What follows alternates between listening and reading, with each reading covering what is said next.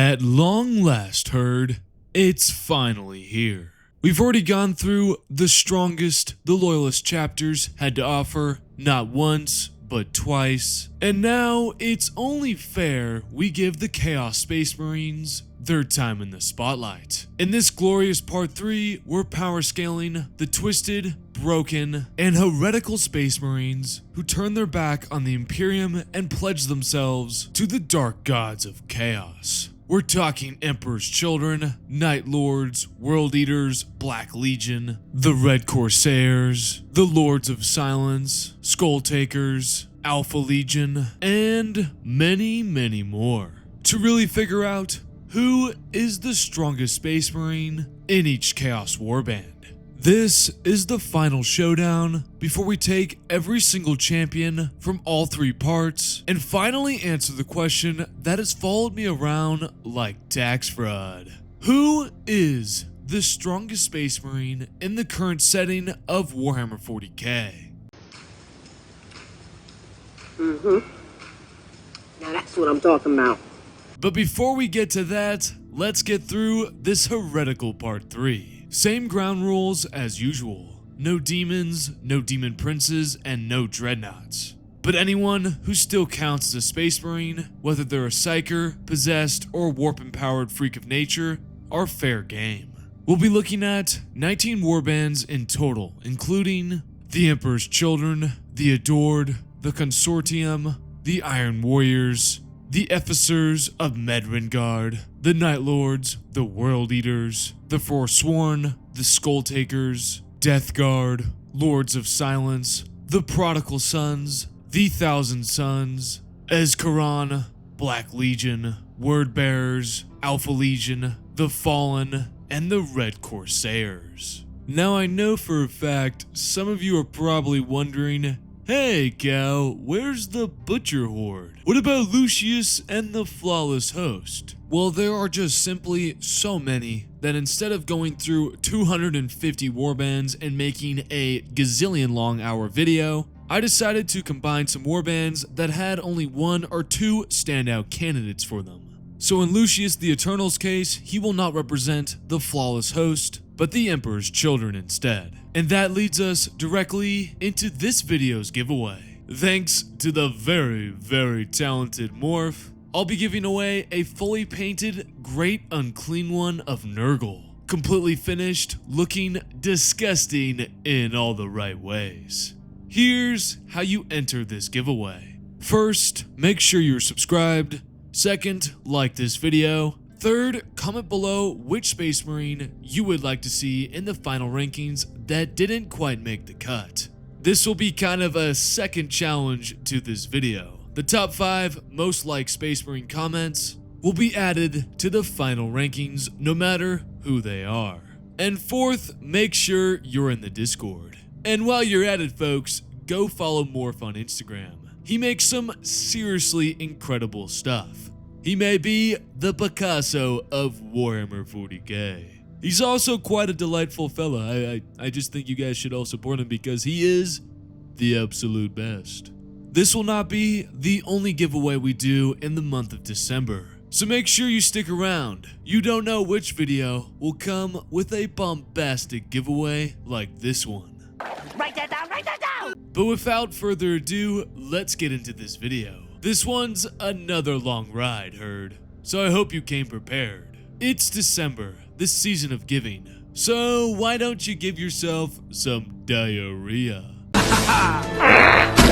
With a stack of chocolate pudding, Christmas ham, and because this is chaos we're talking about, pour yourself a tall, unholy glass of 2% milk. Because things are about to get real corrupted around here. We're diving straight into the cow hole, so you know what time it is, my beloved Herd. Say it with me one more time. It's time to Powerscale.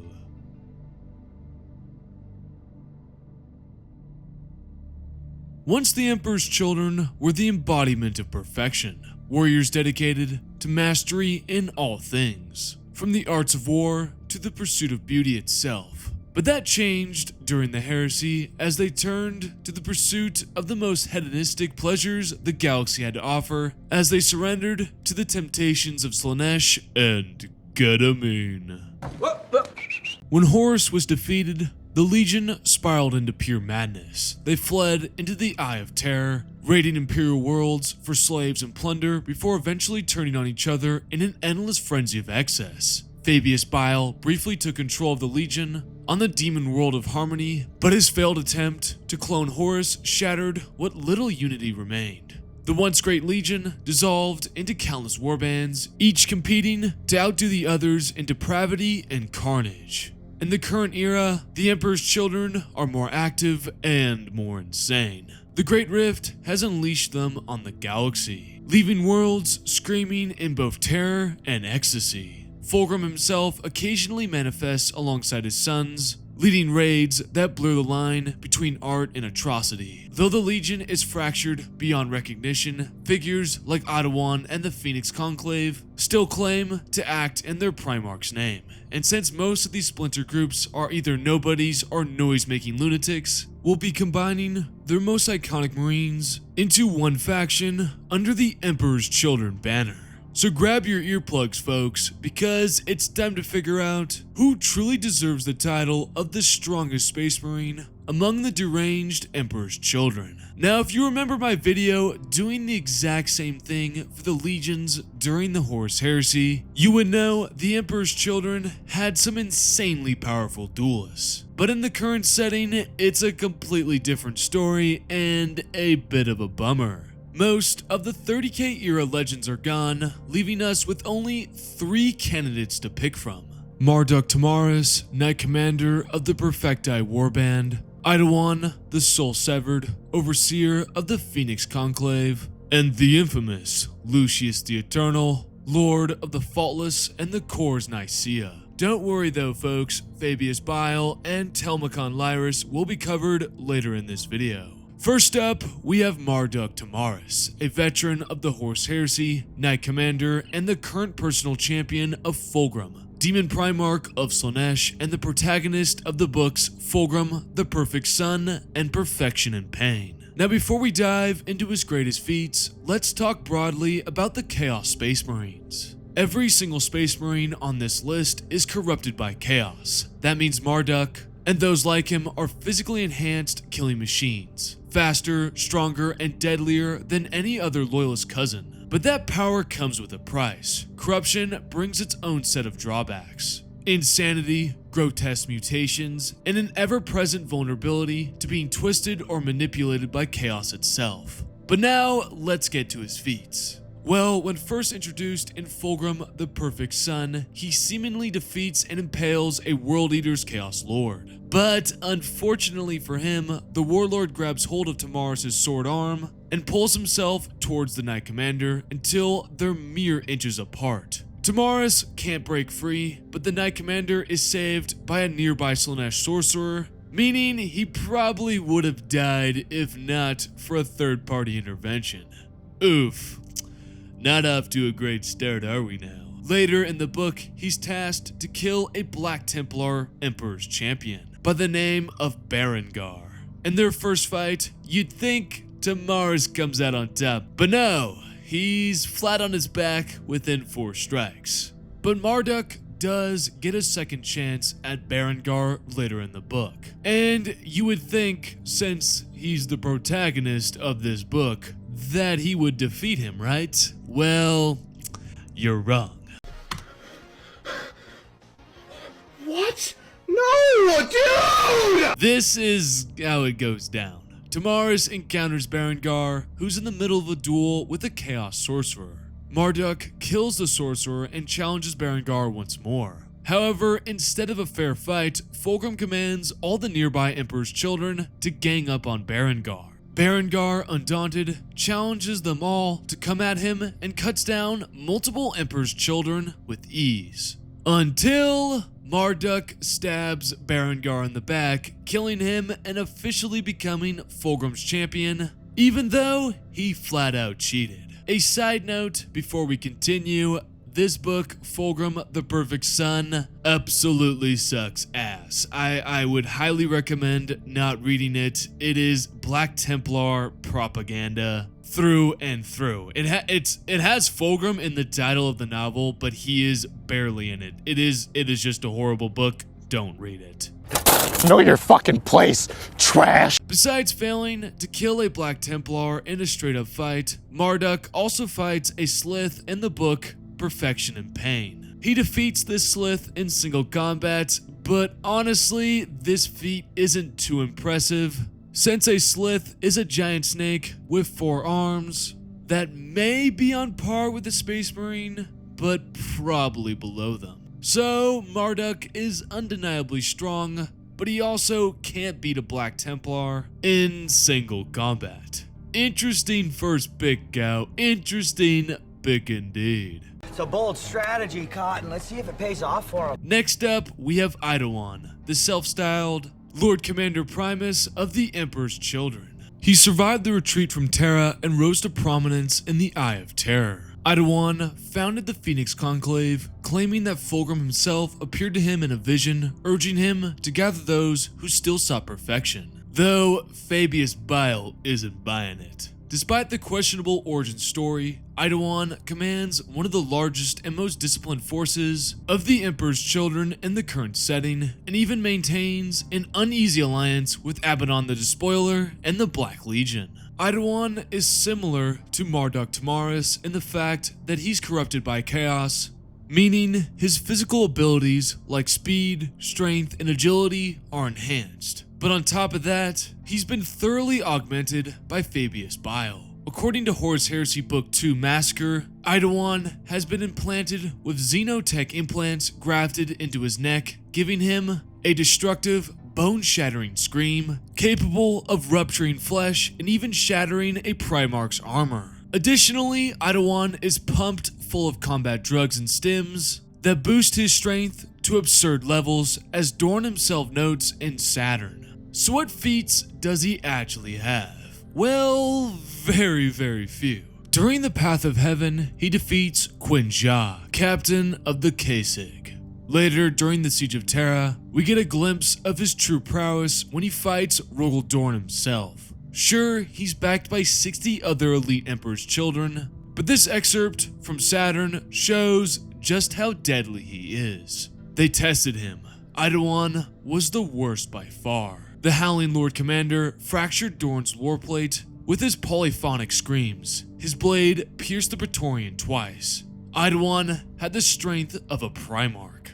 Moments later, he faces Bey Sigismund, so that's Sigismund without the Black Blade. And Eidolon even manages to wound him, before being casually picked up like a toddler and thrown from the Saturn wall. That's gotta hurt. That's basically the sum of all of his documented feats. Beyond that, we only see him in command of the Phoenix Conclave. But we can safely assume he's grown slightly stronger thanks to the lingering effects of chaos corruption.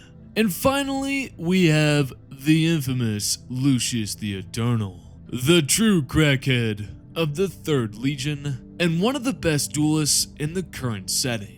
After the heresy's conclusion, he would continue to hone his swordplay, dominating the gladiator pits and leading his own warband, the Cohors Nacia, which later merged into the larger warband, the Faultless. Lucius, like other Chaos Marines, has his strength, speed, and durability enhanced beyond the norm due to chaos, but he also comes with his own twisted arsenal and unique abilities. He wields the Lash of Torment, a demon-infested whip, and the ornate Blade of Leer, both of which amplify his already deadly combat skills. His armor of Shrieking Souls, as stated in the Liber Hereticus, is powered by thousands of trap spirits, which offers both unnatural protection while allowing him to unleash devastating sonic attacks. On top of that, he carries a combat stimulant rack designed by the Dark Eldar, pumping him full of drugs mid-battle to push his superhuman abilities even further.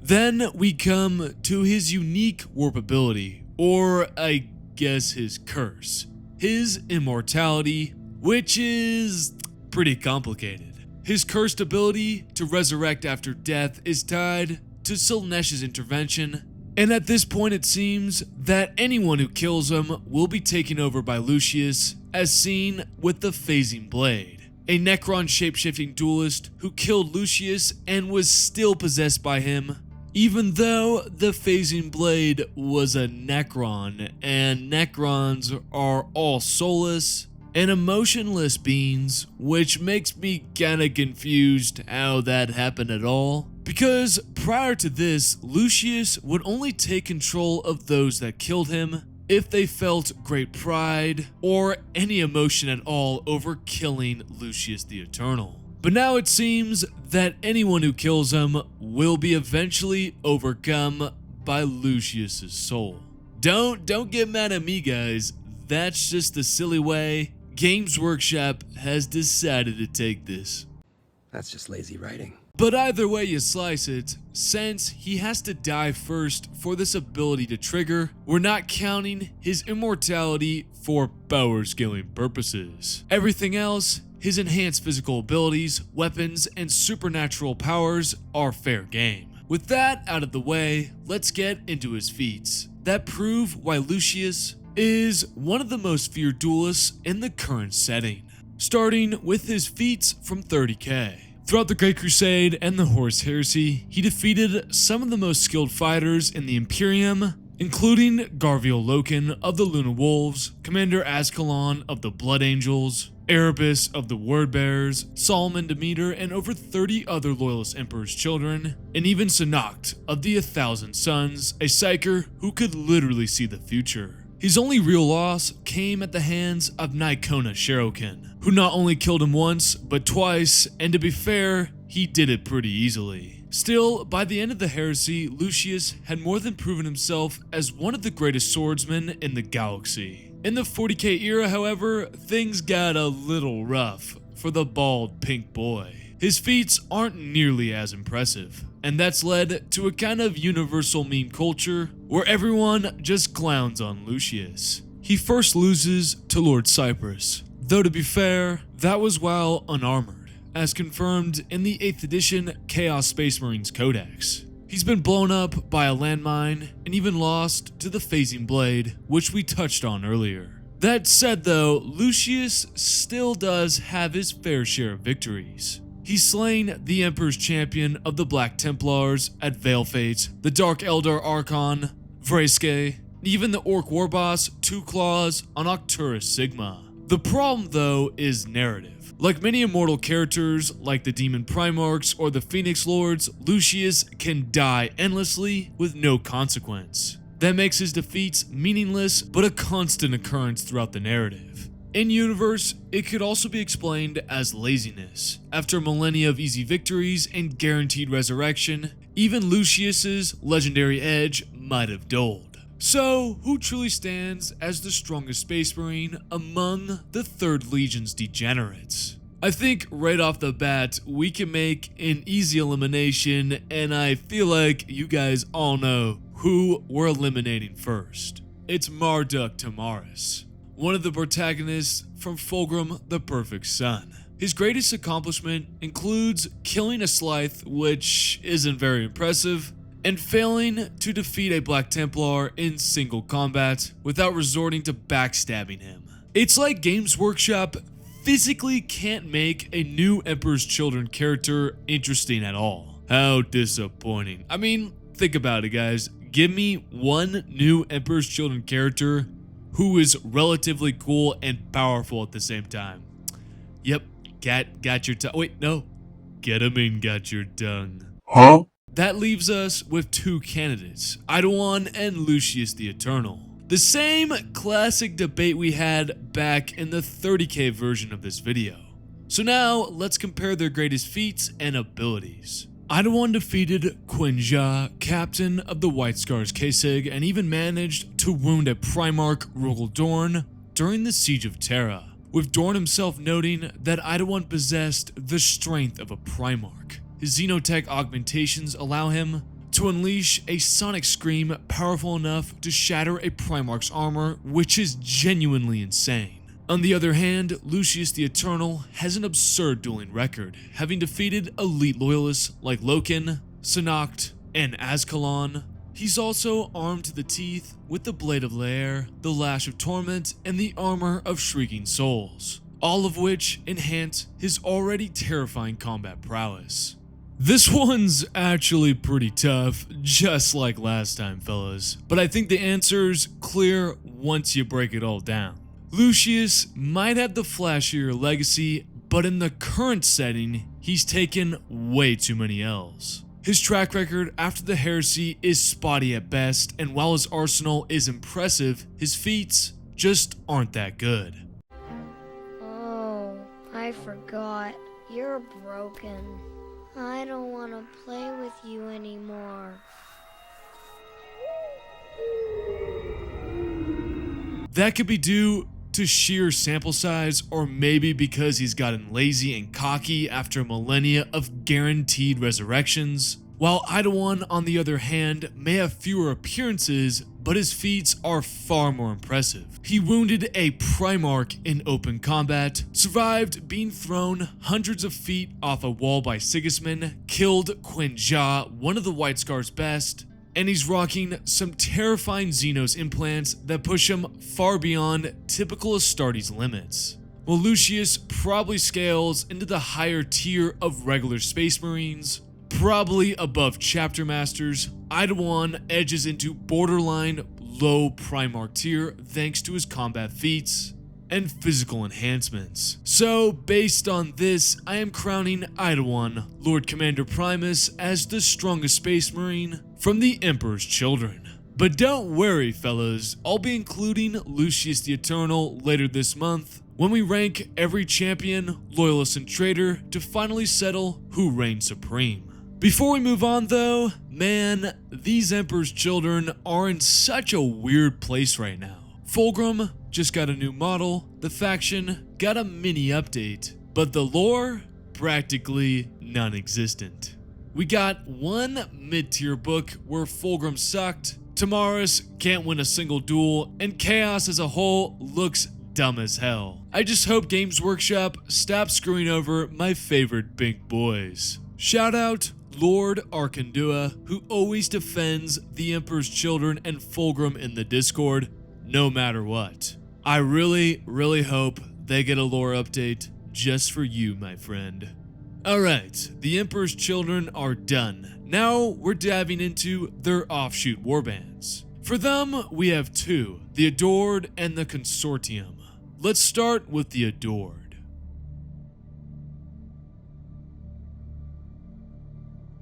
The Adored are an Emperor's Children warband of Reavers led by the Chaos Lord Xanti, featured in the book Renegade, Lord of Excess. Once proud sons of Fulgrim, they now drift in space, obsessed with recreating lost perfection. The warband's origins trace back to the Legion Wars, when Xanti betrayed his former master, Euphorus, after making a pact with the Slaaneshi demon named Sajath, gaining enough power to claim command and their worship. The Adored occupied the world of Serene for 8 years before the Tyranids wiped out their dream of a new Chemos. Now scattered and fractured, it's unknown what really happened to them after the events of the book ended. Now let's look at their most powerful members. For them, we have 3 candidates. Karan Tal, a former wordbearer and Chaos Sorcerer, Torakan, a champion of Chaos, and Xanti, the warlord of the Adored. We're starting with Karan Tal, who is a former wordbearer Diabolus, who later joined the Adored, eventually becoming one of Xanti's greatest rivals in Renegade, Lord of Excess. As a Diabolus, a title described in Horus Heresy Book 5, he has forged countless pacts with demons, granting him unpredictable and devastating sorcerer powers. His greatest display of these powers comes during his rebellion against Xanti, when he unleashes bottled demons in battle while attempting to overthrow his possessed warlord. Despite his power, Xanti, empowered by the demon Zanjath, ultimately kills him, ending the clash in a violent explosion of warp energy. Second is Torakan, who also becomes possessed by the demon Sajanth, resulting in him also gaining demonic enhancements similar to Xanti. Let's quickly go over how powerful demonic enhancements are. Demonically possessed Astartes gain immense strength, speed, and resilience, far beyond any normal Space Marine. In Torakon's case, this made him a serious threat, even slaying a bloodthirster of Khorne, which is no small feat. However, his downfall is almost comically rushed. To make a really long story short, Torokon becomes possessed by Zajanth, and the demon quickly turns on her former host, only for both Torokon and Zajanth to be abruptly ejected into space when Xanti throws his sword at them, knocking them out of a hangar door right as the planet is consumed by Tyranids. A bizarrely fast way to remove a major antagonist, even by GW standards. Finally, we come to Xanti, the warlord of the Adored. Though eccentric and more than a little unhinged, Xanti racks up a surprising list of feats across this novel. For much of the story, he is possessed by Zajanth, granting him the same demonic enhancements as Torokon. While under her influence, Xanti defeats a Genestealer Patriarch, a psychic powerhouse capable of dominating entire cults, slays several bloodletters, kills Quarren Tau, the Chaos Sorcerer, and bests his Terminator Enforcer, Sarkill. When comparing feats, it really comes down to which Marine accomplished more under Zajanth's possession. And while Torokon's Bloodthirster kill is very impressive, Xanti not only tanks hits from that same demon, but also demonstrates superior consistency, overcoming multiple high-tier enemies, and surviving the fall of an entire world. For that reason, Xanti, the unhinged lord of the Adored, takes the title as the strongest warrior of his warband. I mean, come on guys, when you really look at it, who loses by getting bonked in the head by a sword? Couldn't be me, couldn't be me. Now that we've finished with the Adored, it's time to move on to our final Emperor's Children warband, the Consortium. I am a surgeon!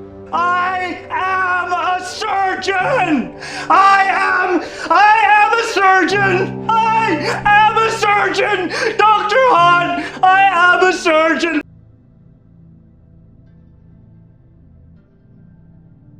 The Consortium isn't really an Emperor's Children warband, but since it's led by Fabius Bile, the Clone Lord himself, it still falls under their twisted legacy. Formed after the shattering of the Emperor's Children on Harmony, the Consortium unites renegade apothecaries and fleshcrafters from across the Traitor Legions, all obsessed with biological perfection.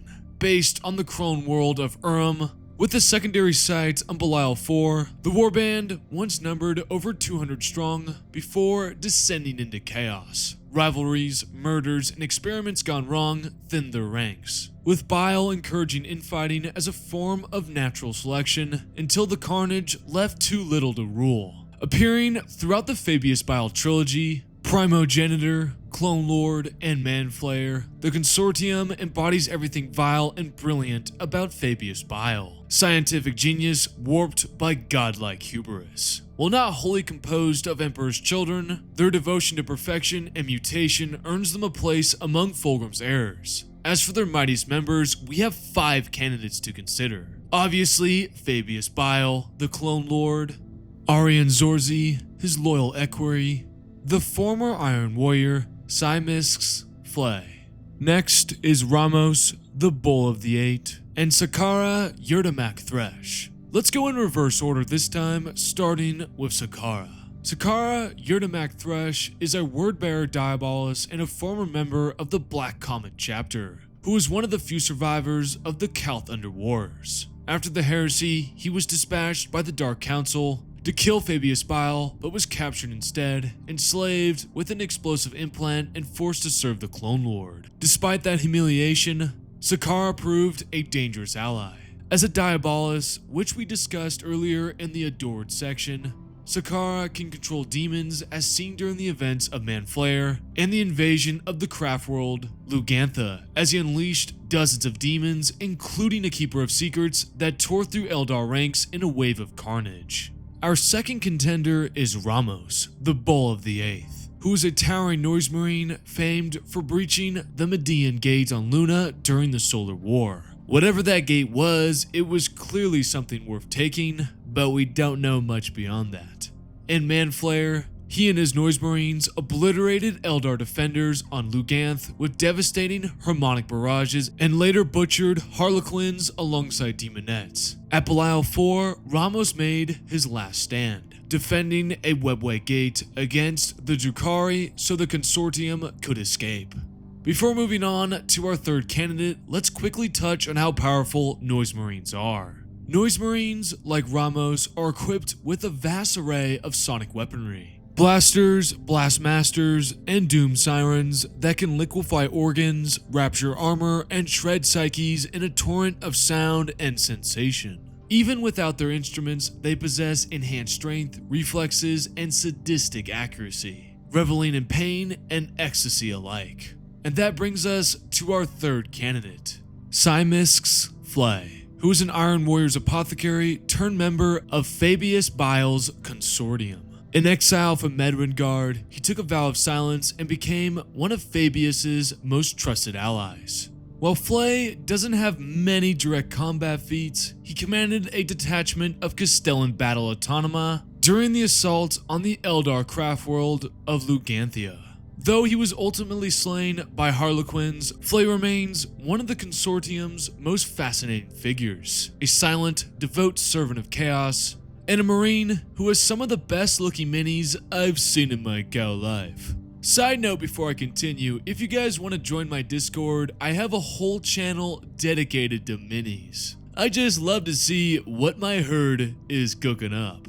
I just think they're neat. Our fourth contender is Arian Zorzi, who is a World Eater's apothecary turned equerry to Fabius Bile. Exiled from his legion after slaughtering his own brothers during the Siege of Terra in a fit of divine clarity, Zorzi claimed to have mastered the butcher's nails through the use of, well, a copious amount of drugs that are probably similar to Ketamine. Zorzi served loyally in Bile's Consortium. He fought through countless horrors, surviving betrayals and battles that lesser warriors would not have survived. One of Zorzi's greatest feats came during a brutal clash with the Emperor's children. Outnumbered and cornered, he finally let the butcher's nails consume him, erupting into a berserk frenzy that tore through nearly every foe in his path. Like Ramos, his battle ended at the Battle of Belial 4, where he made a heroic final stand against the Dark Eldar invaders, dying in defense of his master and proving that the World Eaters are without a question the greatest homies in the galaxy. Finally, we come to the Clone Lord, Fabius Bile himself. Fabius Bile, also known as the Spider, was once the chief apothecary of the Emperor's children during the Great Crusade and the Horus Heresy. Brilliant but insane, he became infamous for his grotesque experiments on Astartes and humans. Unlike most of his legion, Bile rejected the worship of Slaanesh, devoting himself instead to the perfection of science and flesh. Over millennia, Bile has cloned Primarchs, engineered the first Noise Marines, and created horrors like the New Men. His pursuit of immortality has led him to clone himself into a gestalt of autonomous bodies, allowing him to persist into the modern era. But what about his combat prowess, fellas? Since you know, we're not here to talk about how much ketamine this guy can cook up, but how powerful he is. Before getting into his combat feats, let's talk about his equipment, starting with his backpack, called the Chirurgeon, a warp-tainted mechanical apparatus attached to his spine. It pumps demonically charged blood through his body, granting unnatural durability. Spidery limbs tipped with saws, blades, and surgical tools extend over his shoulders. Next is the Rod of Torment, a demon-forged staff once belonging to the demon prince Shalakak. Yeah, I did not say that right. Strikes from this weapon incapacitate virtually any opponent with unbearable pain. Third is the Zyglos Needler, a ranged weapon that fires poison darts. And finally, Fabius has self-enhancement. Through repeated self-experimentation, he has occasionally exhibited physical abilities superior to standard Chaos Space Marines, making him stronger and more durable than most of his peers. While he isn't the most skilled duelist, Fabius is still a formidable fighter. As for his combat feats, he has survived fights with Harlequins, Custodes, Death Guard Marines, and the Sisters of Silence, as well in the first book of his trilogy, Primogenitor. He picked up one of the Joy bound by the throat and threw him across the room, and in that same book, he fought a Keeper of Secrets, you know, a greater demon, on equal terms, and at the start of the book, he said his current body was at its end stage. Additionally, he also has survived a direct confrontation with Slaanesh and flipped it the middle finger. So yeah, this Four Eyes is surprisingly powerful. Where does that leave us, folks? Even when stacked against other powerful Emperor's Children figures like Ramos, Arian, or Sakara, who can summon demons, Fabius Bile's combination of high-end equipment, stims, and experimental enhancements gives him a distinct advantage. Beyond that, he is shown to be able to fight a greater demon of Slaanesh. For these reasons, Fabius Bile emerges as the undisputed champion of the Consortium Warband. He may not be the flashiest fighter or the strongest in raw melee combat, but his equipment, ingenuity, and relentless experimentation makes him the most dangerous and enduring member of the Consortium Warband. With the Emperor's Children and their warbands thoroughly examined, along with several ketamine jokes laid out, it's time to move on to the crybabies of the Iron Warriors and their warbands.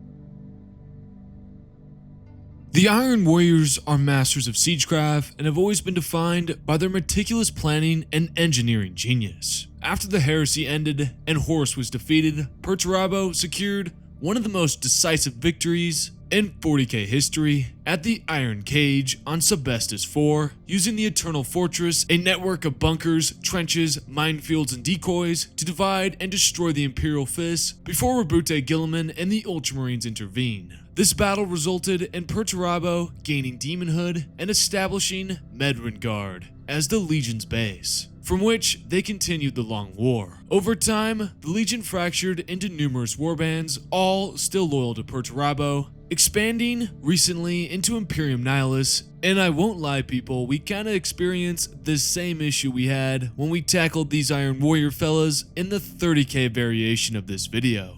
Oh shit, here we go again. At the end of the day, and as silly as it sounds, the Iron Warriors are not really warriors. They are engineers, they are geniuses. A statement which may receive a couple side eyes from those that are fans of the 4th Legion. But you know, deep down inside, your cold, barren heart, that I'm right. Still, through meticulous research, I have found 3 Iron Warriors that deserve to be in this video. And I imagine you already know who they are. First is Hansu the Half-Breed, second is Kaitamor Forex, the former warsmith, and a veteran of the Long War, and our third and final candidate is Kadaris Grendel, the Master of Arms. Before we jump into these bald boys, I want to remind everyone that I really did try to find other candidates, but everywhere I looked I found either poorly written Iron Warrior characters that had nothing about them, and then I found other characters like Kroger who get stabbed in the back by their slaves, and that's not exactly, you know, impressive. Sure, he defeated Fafnir Rand during the Siege of Terra, but then he died to his own slave. What an idiot! Oh, what a loser! So, I didn't want to make the Iron Warriors seem that shitty, so I picked these 3 bald fellows to represent them. Please do not bomb my house, I am just a humble cow. Let's start with Hansu. Hansu is one of the most infamous warsmiths of the Iron Warriors, a notorious Chaos Lord and a central figure in several key novels, including Storm of Iron, Dead Sky, Black Sun, The Skull Harvest, and The Beast of Kalth. He is a cunning tactician and a ruthless survivor. Born from corrupted gene seed, part Iron Warrior, part Imperial Fist, due to Fabius Bile's twisted experiments, Hansu was forever branded as a half-breed. Despite the stigma, he rose to the ranks through sheer determination and brutality, eventually commanding his own grand company and becoming one of Perturabo's most infamous successors. Hansu also comes equipped with, get this fellas, a Necron forged arm. groovy. This arm is made of a living metal, an intelligent, self-repairing substance of countless nano scraps. This arm grants him immense strength and durability, and it is capable of regenerating from damage. He famously used it to defeat a Khornite Chaos champion during the book Dead Sky, Black Sun. Hansu's feats do not end there. Also in the book Dead Sky, Black Sun, in the Battle of Hydra Cortis, he killed an Imperial Castellan, Colonel Warband, despite losing his right arm to Warband's power sword, and he also defeated Berosus with the support of his demon host bodyguard, Onyx. In the book Skull Harvest, he fought among the galaxy's deadliest warlords, and defeated a Khornite Lord of Chaos, Pashtok, after destroying his demon weapon. Later during his invasion of Ultramar, he would fight and mortally wound his former ally, Ardark Vanus, a renegade Raven Guard. Next, we come to Forax, who is one of the original Iron Warrior legionaries, a veteran of the Great Crusade, the Horus Heresy, and even the Siege of Terra itself. Forax was among the most brilliant and capable officers in the 4th Legion. However, by the current setting, a millennia of endless warfare has left him hollow. Once a proud Iron Warrior, he now has fought out of habit rather than conviction, serving as a mere captain under his former subordinate, Barban Falk. For the folks who remember, Forax was crowned the champion of the 4th Legion during the 30K setting. Make your bets, do you think he'll win again? Let's find out. His greatest feat came during the siege of Hydra Cortis. Forax proved that even after 10,000 years, his skill in battle was still unmatched.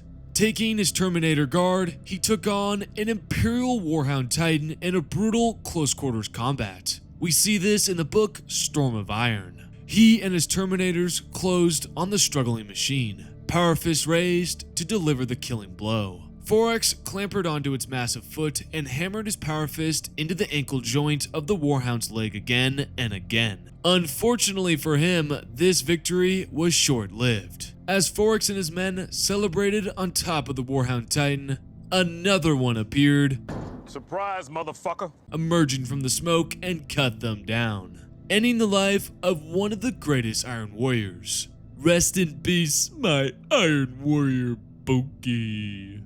And finally, we come to our last candidate, Kadaris Grendel, who was a veteran Iron Warrior and one of the most brutal champions of the 4th Legion during the 41st millennia, serving under Hansu as his Master of Arms. Grendel's most famous feat came during the Skull Harvest, where he personally defeated multiple Chaos champions in the gladiatorial trials of New Baddab. Later, during the storming of the Indomitable, Grendel survived a point-blank infernal pistol shot from an inquisitorial agent. His face horrifically burned, but his resolve unbroken. His final battle came during the invasion of Ultramar, where he unleashed his fury on the Ultramarines, burning several Smurfs with his meltagun before turning on Captain Ural Ventress himself. Yet, in a cruel twist of irony, Grendel was ambushed by the renegade Raven Guard, Ardaric Vanus, who shattered his skull with a single precise blow, ending the life of one of the Iron Warrior's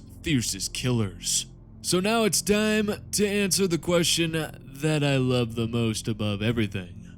Who is the strongest Iron Warrior? When comparing their greatest feats, I think the champion is quite clear. Hansu, who is apparently Ferrus Manus 2.0, wields a living metal arm that can heal and reshape itself mid-battle and has personally bested multiple Chaos champions in brutal close combat. Hopefully he doesn't share Ferrus's unfortunate tendency to lose his head. Although Forax and Grendel are great candidates, they are both, 1, dead,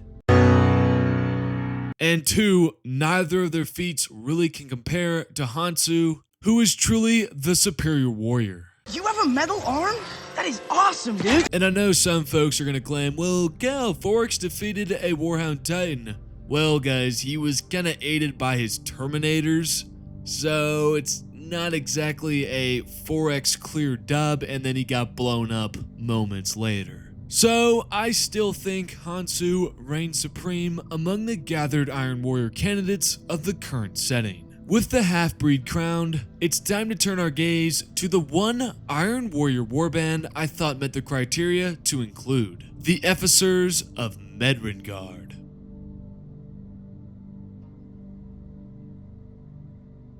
The Officers of Medringard are a brutal Iron Warriors warband led by the ruthless warsmith, Zagra.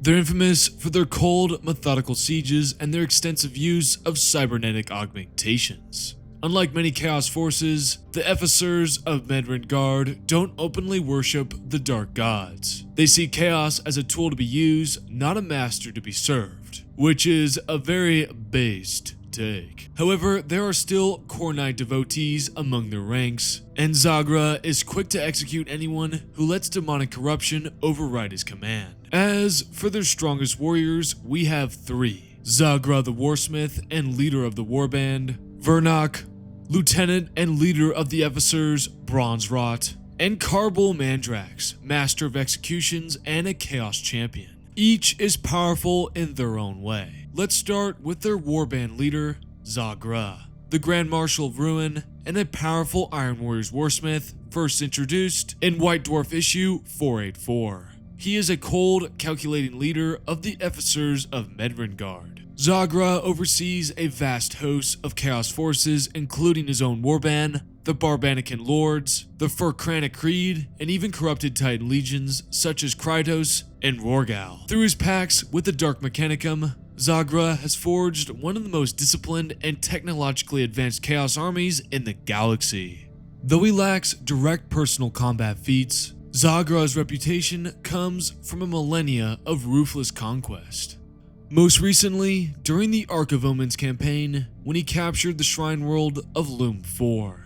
Next is Vernok, who is the favored lieutenant of Warsmith Zagra. As stated in White Dwarf 484, his prowess is said to rival that of many Chaos warlords, which makes sense as he commands the Bronzerot, the elite vanguard and bodyguard formation of the Warband, composed of the most ruthless and devoted Iron Warriors. Under his leadership, the Bronzerot act as Zagra's personal executioners and shock troops, undertaking the most secretive and dangerous missions for their warsmith. And finally, our third candidate is Karbal Mandrax, who serves as the Master of Executions and is a Chaos champion of the Officers of Medringard. His mismatched ocular bionics grant him the terrifying ability to perceive souls in real space, though the constant psychic overload has long since driven him insane. While Mandrax possesses no recorded combat feats, which is the story of my life, his presence alone embodies the brutality and madness that defines the Officers of Medringard. Of these three, it's safe to say that Vernok stands as the strongest champion of this warband. While Mandrax has his terrifying eyes,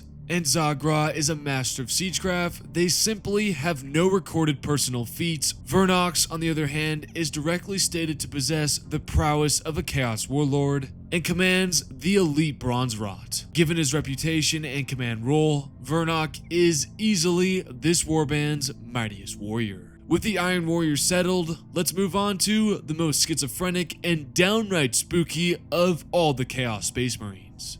And he threw flakes in it. Mommy, put this stuff down and then you throw this. The Night Lords, the terror-wrought sons of Conrad Kurz.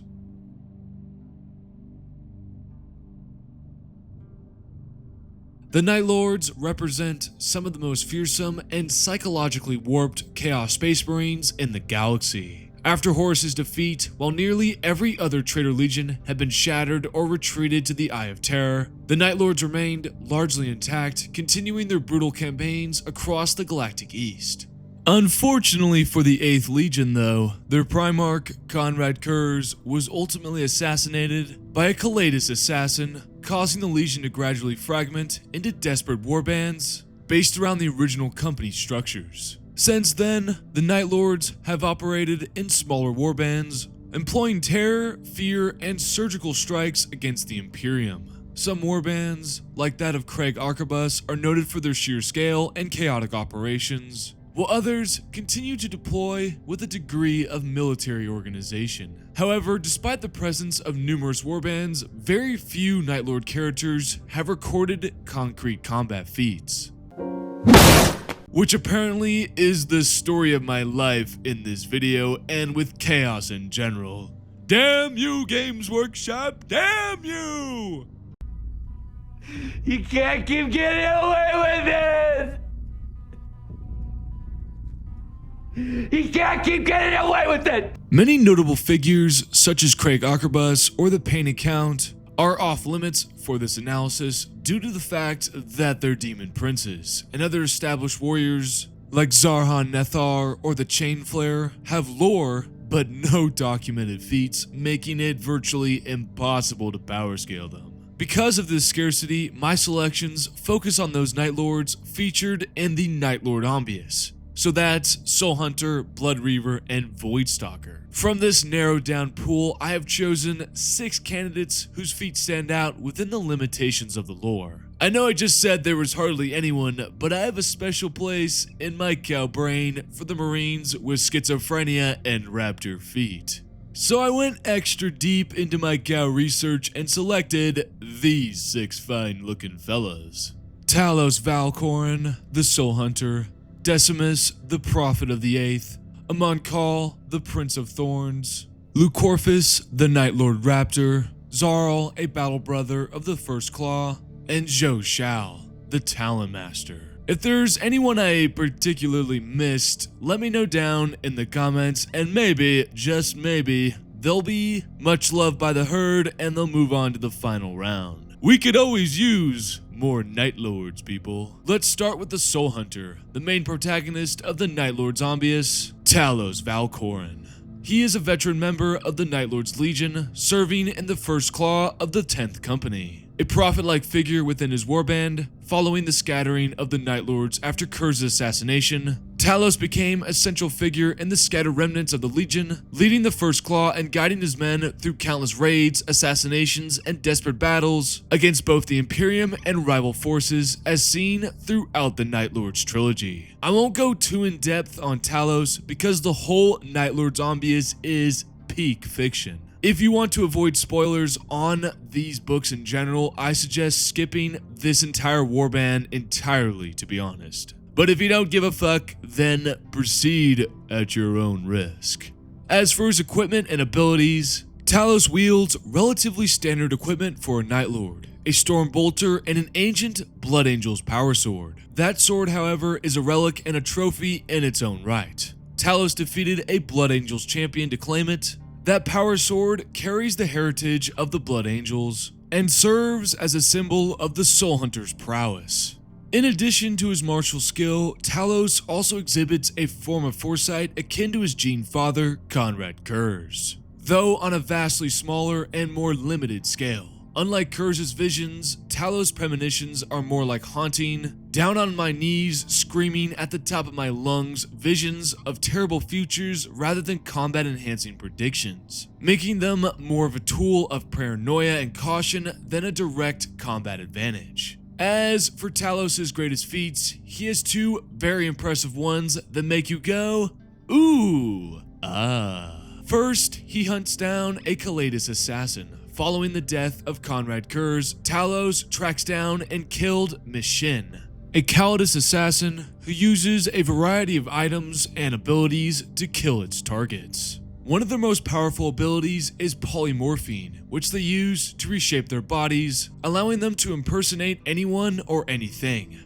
Kaleidus assassins are also armed with phase swords, neural shredders, poison blades, and digital weapons, which are all lethal to most mortal beings in the 40K setting. Talos even admitted that even a weakened Kaleidus assassin could have killed him in the blink of an eye, making this feat a massive testament to his cunning and combat ability. His second feat comes in the book Voidstalker, when he tanks a Phoenix Lord strike, and then, spoiler folks, spoiler, takes himself out with a grenade like an absolute boss. From this, we can gather that he is durable enough to tank a direct strike from a Phoenix Lord, one of the stronger beings in 40K. In my recent Phoenix Lord Powerscaling video, I'm not doing propaganda here, but If you have some free time, go check it out after this video. But the Phoenix Lords are essentially relative to the Primarchs, at least in offensive abilities, so surviving a strike from one is pretty impressive. Talos then ultimately detonated a grenade to take both himself and the Phoenix Lord out of the fight.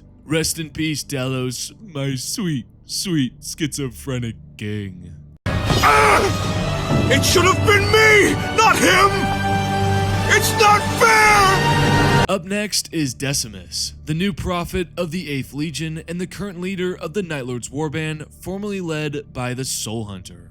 A young space marine created from the gene seed salvaged from Talos, Decimus inherits his predecessor's limited but potent foresight. This gift allows him glimpses of future events, though like Talos, it is better suited to prophecy than direct combat application. Decimus carries Talos' relics into battle, including the sword, Aram, and the twin-link bolt guns of the war sage Malkirion. While Decimus does not yet have notable combat feats, his role as prophet of the 8th Legion makes him a key figure in the current chapter of the Legion, guiding his warband with the eerie foresight that links him directly to the legacy of the Soul Hunter. He is essentially Talos Light. TM, don't steal that one, Games Workshop. That's a Falling Cow special right there. Huh? Third is Amon Kal, known as the Prince of Thorns. Kal is a Chaos Lord of the Night Lords featured in Carcharodon's The Red Tith. Kal commanded his own warband alongside the Sorcerer, Shadrath, orchestrating the capture of Mycadora Skell, a young Psyker, to serve as a vessel for their demonic master, Bargul. His greatest feats include betraying and eliminating his former ally, Shadrath, a Chaos Sorcerer, during a ritual, which isn't that impressive since Shadrath wasn't really paying attention. But Kal does have at least one great dueling feat when he defeated Baal Shar in a one-on-one duel, an exceptional feat. For reference, he was considered a candidate for the Carcharodon's chapter in our previous Loyalist analysis. Kal's victory, however, was short-lived as he was crushed by debris unleashed by the Carcharodon's librarians. Our fourth candidate is Lucorphus, a Night Lord's Raptor commander seen in the book Voidstalker. He is a candidate on this list for his role in both the Horse Heresy and the centuries that followed. During the Siege of Terra, he served under Jendor Scrivok and is believed to have been among the first traitor space marines to set foot on the walls of the Imperial Palace. Following the heresy, Lucorphus became a member of the Bleeding Eye Raptor cult, commanding a 30-strong cell of Chaos Raptors. While his specific combat feats are not extensively documented, we can do some assuming here to show that he is a highly competent warrior. Surviving the Siege of Terra, being among the first to land on the walls, and being empowered by mutations granted by Chaos, all indicate that Lucorphus is both deadly in combat and highly durable. His mutations that make him look more like a raptor than a human being further enhance and complement his raptor skills. After him, our fifth candidate is Zarl, one of the greatest duelists in the First Claw. Zarl was a close friend to the Soul Hunter, as the two grew up together on Nostromo, surviving the brutal streets as part of the same gang before being inducted into the 8th Legion. They served side by side in the First Claw and the 10th Company throughout the Great Crusade and the Horse Heresy. Zarl himself stated that he was confident he could defeat anyone in the entire 8th Legion, except for a few outliers whose capabilities he was unsure of, but anyone else he was sure he could defeat. This isn't idle boasting either. We see a scene in Voidstalker where no one wants to fight Zarl. Brothers, Talos said again, we have 11 squad members, with enough warriors to make 7 full claws. All who wish an honor duel to claim leadership are free to do so. And murder duels? Asked Orus. Murder duels will be fought against Zarl. Anyone who wishes to kill a brother for the honor of leading a claw is free to challenge him. I will grant a full claw to anyone that slays him. Grumbling simmered between several of the claws. Yes, said Talos, that is what I thought you would say. Now enough of this, we have gathered for a reason. Outside of this, Jarl proved his prowess in combat by defeating a company champion of the Genesis chapter. Despite sustaining fatal injuries during that fight, he managed to slay the champion with his power sword. Rest in peace, Zarl, another sick Night Lord, gone too soon.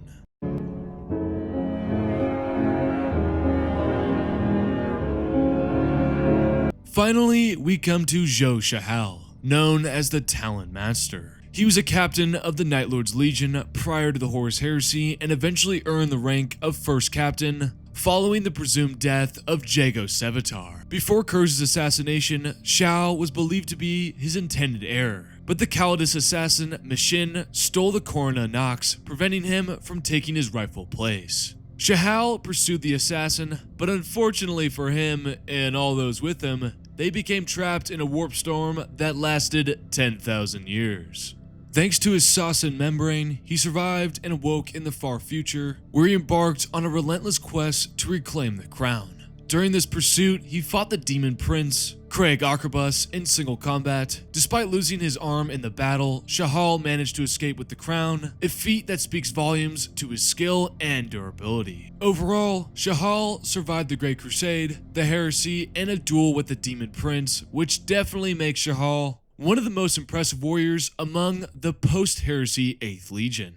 But now we've got to ask the question that I'm going to ask at least 20 times in this video. Let's quickly summarize their greatest feats. Talos Valkorin, the Soul Hunter, possesses limited foresight, weaker than Conrad Kurz. He defeated a Calidus assassin, McShin, a master of shapeshifting, and fought against the Phoenix Lord, Jane Zar, surviving a strike that would fell most Astartes, before blowing himself up in a final badass act that made me cry for a solid hour. Then we have Decimus, the prophet of the 8th Legion and the inheritor of Talos' gene seed and foresight. He currently has no combat feats due to his recent creation as a Space Marine, though he carries the symbolic legacy and weapons of Talos. After him is Amon Kal, the Prince of Thorns, who once defeated Baal Shar in single combat, but relied on trickery during their encounter and was killed shortly afterwards, leaving his combat record rather limited.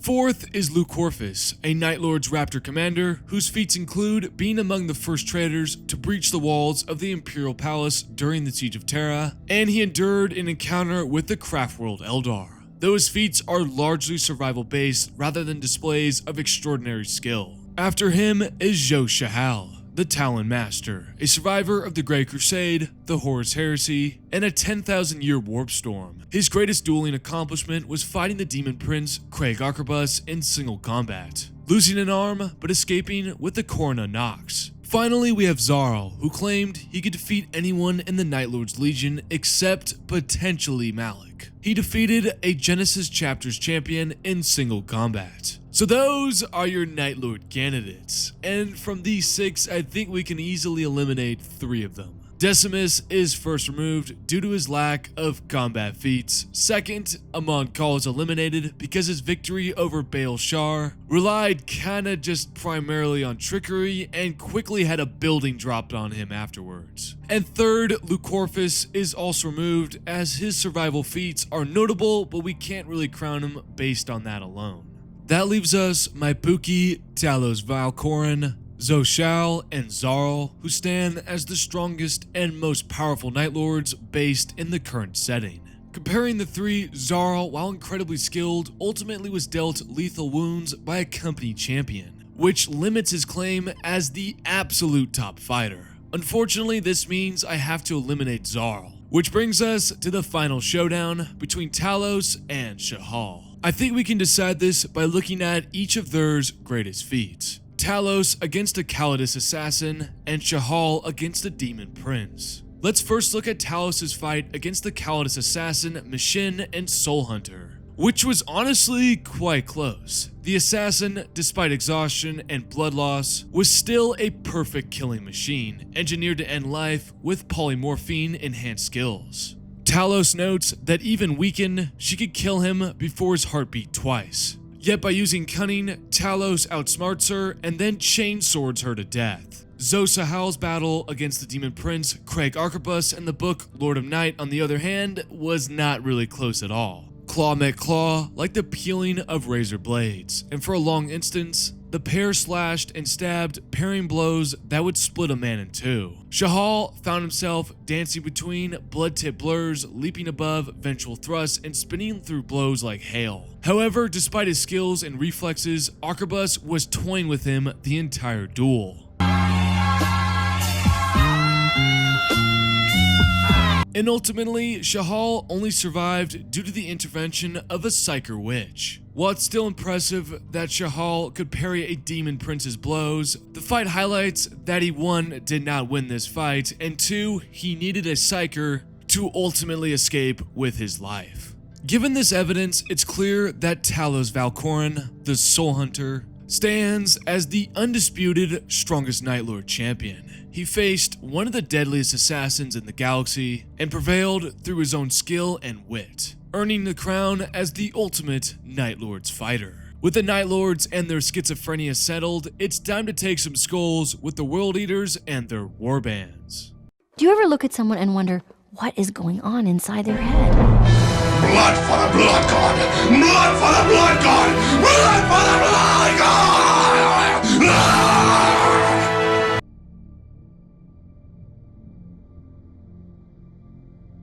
The World Eaters, like other traitor legions, were defeated at Terra and retreated into the Eye of Terror. Much of the Legion became separated from Angron and were completely shattered during the Legion Wars at Skalthrax when Karn turned on his brothers, shattering the Legion into scattered warbands, and officially becoming Karn the Betrayer. Over the millennia, these various warbands carved a bloody path across the galaxy, and now in the current era with the creation of the Great Rift, they have returned in unprecedented numbers, leading multiple invasions into the Imperium. In terms of their strongest, unlike other Chaos Warbands we've covered so far, like the Emperor's Children or the Iron Warriors, who have sparse numbers of fellas, the World Eaters receive extensive attention in the current setting by GW, giving us many potential characters and warbands to explore here. Before I continue, I will say Vadha Blood Price killed a hero titan during the Arcturus War, which resulted in him ascending to demonhood. So he was not included, but the dude is pretty goddamn cool. I mean, look at him.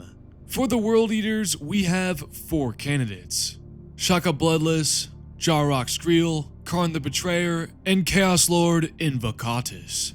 Let's start with Shaka Bloodless. Shaka Bloodless, who was featured in the book Angron the Red Angel, was once a captain of the World Eaters' 3rd Assault Company, but he eventually became utterly consumed by the Butcher's Nails. When Angron ascended to demonhood, what little remained of his sanity left him. I mean, I would also crash the fuck out if I sup up a cow, grow wings, and fangs. After the Heresy's end, Shaka Bloodless became a maddened berserker, a once proud captain of the World Eaters, reduced to a warp-twisted shell of a man. In terms of abilities, Shaka possessed the same enhancements to physique, speed, and durability as any other corrupted World Eaters Astartes, with the Butcher's Nails and centuries of chaos corruption.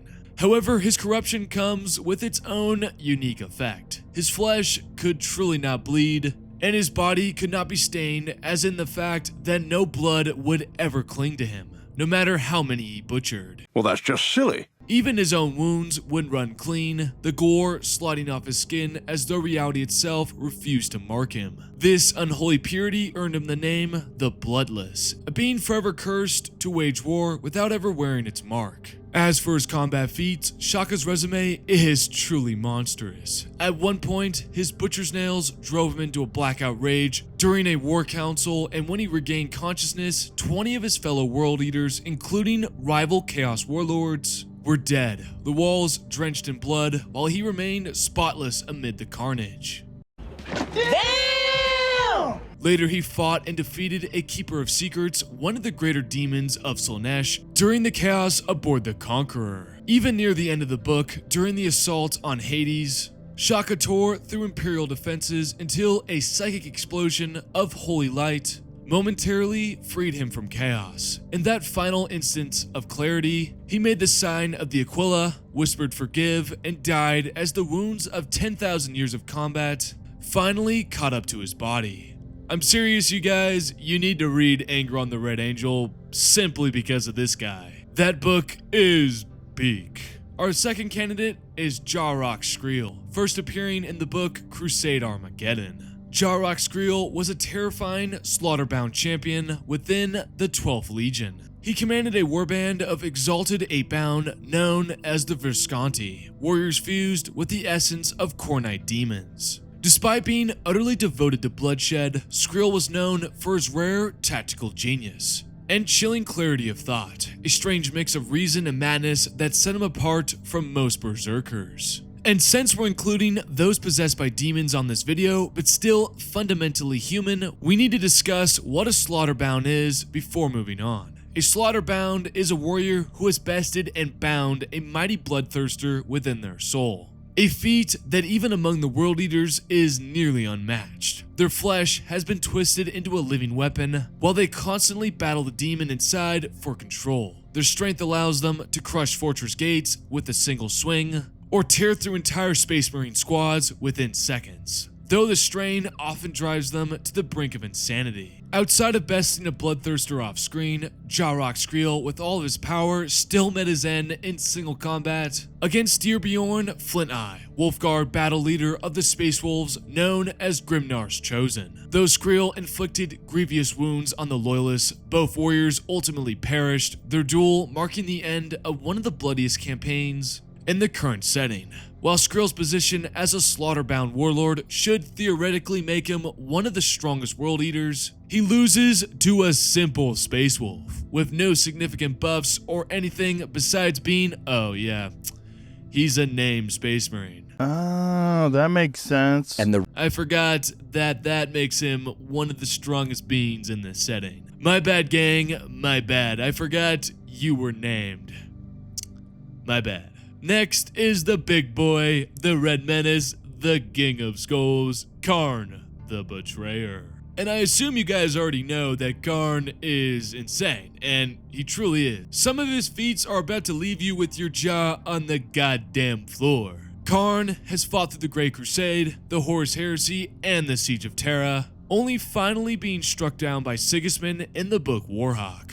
Though the World Eaters discovered after the siege's conclusion that by some dark miracle, Karn still lived. Over 10,000 years later, Karn remains the blood-soaked avatar of Khorne, leading his butcher horde across the stars. Now, as the chosen of Khorne, Karn is blessed with monstrous physical strength and the Blood God's eternal favor. His strength and speed are completely superhuman, allowing him to punch through tanks, leap dozens of feet in the air, and tear apart Astartes like paper. He also has the completely broken ability of being completely immune to psychic powers by the will of Khorne, and wherever he walks, a red mist of blood manifests, driving mortals insane and summoning demons to his side. As for his weapons, Karn wields two of the most infamous relics in the galaxy, Gorechild, the chain axe once wielded by Angron himself, rimmed with the teeth of a mecha dragon, and his plasma pistol, the Cutter.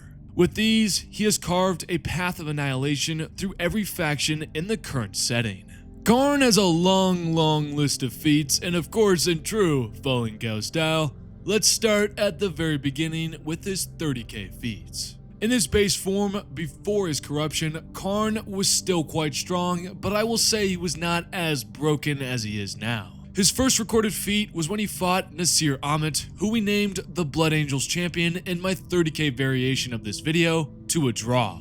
And then he also defeated Erebus in the World Eater fighter pits in the book Betrayer. You know, the most iconic scene of all time where Karn beat the baldness out of Erebus and told him to get up like a pregnant woman on a bus asking for a seat. That was quite the elaborate metaphor, and I won't lie, I thought of it on the spot. After receiving the blessings of Khorne during the Siege of Terra, he clashed with Sigismund not once, but twice.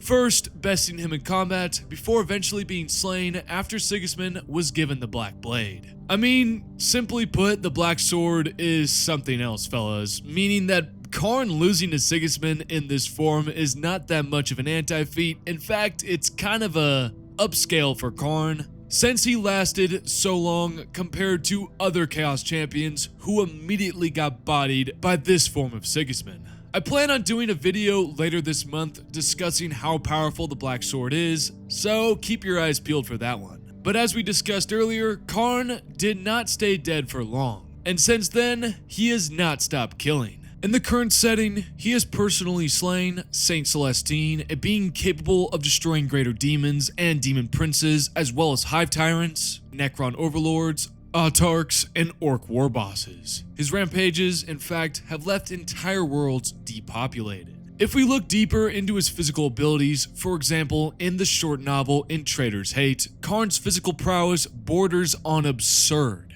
At one point, he sliced through a knight's chain blade, cut off its leg, and brought the entire war machine crashing down, all before tearing through the mech to get to its pilot. Oh my god, he's so goddamn cool! Yes guys, you heard that right, he took down a knight by himself. He was also shown to be fast enough to bisect another berserker before the man even realized he was dead, and later jumped on top of Reaver Titan, cutting through its hull and massacring the crew inside. Even with all these feats, he still had a brush with death in the book Trials of Azrael, where the chapter master of the Dark Angels had the opportunity to kill him. Azrael dropped to one knee and heaved his sword upwards to block another potentially killing blow, which ended up embedded in the deck. Struggling to free the chain axe from the ruined bulkhead, Karn launched a fist at Azrael, connecting heavily with the Dark Angel's helmeted head. Azrael defiantly raised the Sword of Secrets. Karn's flank was exposed, the armor already cracked and coated in blood from Azrael's earlier attack. If he could drive the blade in, open the wound up further, then even the notorious Karn the Betrayer could not survive that. But his death would not be instant. He would still be able to free the chain axe, and Azrael's life would be forfeit regardless. There are a few ways to read this fight, because it makes no fucking sense, people. That just makes no fucking sense. I mean, it's just bullshit. Well, like I just said, Karn was able to straight up destroy a knight, guys, by himself. In theory, he should be able to blitz and turn Azrael into red mist in an instant. In a finger snap, I mean. Like that. So, there's a couple ways to look at it. Azrael may not simply grasp how absurdly strong Karn is, perhaps thinking the wound mattered more than it did, or maybe that scene and opening doesn't mean you're fast enough to take it. In truth, the duel makes literally no sense on a pure power scaling level, as Azrael, like I said, should have been blitzed into paste. But such is Warhammer 40K. Rule of cool first, logic second. I swear, guys, I'm not coping that my Skull Daddy almost got deleted by Azrael. Regardless of how ridiculous that scene was, Karn the Betrayer endures as one of the most terrifying space marines in the current setting. A being who has long since transcended death, sanity, and is the embodiment of slaughter itself. Finally, we have Chaos Lord Invocatus, Lord of the Fire Riders Warband. None, not even the World Eaters themselves, know the true origins of Lord Invocatus. Some whisper that he once served the Warhounds during the Great Crusade, while others claim he is the most recent renegade risen from obscurity through sheer carnage. Whatever his beginnings, Invocatus has carved a name for himself as one of the deadliest Chaos Lords in the modern age. Armed with his chain axe, Coward's Bane, the bolt pistol, Trickster's Doom, and the legendary Bloodstorm helm, Invocatus is a monster of speed. Wanna see me run to that mountain and back? You wanna see me do it again? The helm grants him the ability to perceive enemy heartbeats and even sense deceit, making it nearly impossible to ambush him. Mounted atop his juggernaut, Gal Gurath, Invocatus is able to crash through enemy lines with unstoppable momentum and carve through entire companies before they can even raise their weapons. In terms of combat feats, Invocatus has proven his prowess countless times. He defeated the demon Guar in the brutal road to 80 bloody steps, claiming both his juggernaut and the helm in the process. He also survived the annihilation of a Harad migration fleet and the Rengar system, an almost impossible feat considering the Harad's mere presence rapidly ages and decays living matter. And across the millennia, Invocatus has waged campaign after campaign, his victories leaving worlds in flames, and his legend carried in the screams of those too slow to escape the Fire Riders' descent. So now that we've gone through each of these skull-taking bad daddies feats, it's time to name the strongest World Eater. And do I really even need to ask this question? Putting Karn the Betrayer up against Invocatus, Shaka Bloodless, and Jarok Skrill honestly isn't even close. All three are incredibly powerful, but none come close to the living nightmare that is Karn the Betrayer. The man's survived death, killed saints, hive tyrants, demons, and fellow chaos champions. And every time you think he's done, he just comes back angrier. Still, Shaka Bloodless is insanely cool, and I am forced, yes, forced, to include him in our final Space Marine rankings because he brings something truly unique to this ranking. A Space Marine who felt remorse. Before we move on to the next two World Eater Warbands, it's worth noting that Karn once commanded the infamous Butcher Horde, a massive host of World Eaters. Within it, countless warbands followed him. Names like Angron's Fury, The Black Feast, Bloody Path, Endless Murder, Forge of Hate, Harvest Macrab, Life Slayers, Oblivion Butchers, Sons of Slaughter, and Wrathful Dead, all sweeping through the Imperium in a tide of blood and carnage. Unfortunately though, none of these groups have any named Space Marines or detailed lore to examine, so we can't really rank or analyze them any further. Well, this sucks. With Karn standing as the champion of the World Eaters, which is a surprise to exactly no one, let's turn our attention to the next two warbands in our Slaughterfest. The Forsworn and the Skulltakers. Let's start with the Forsworn.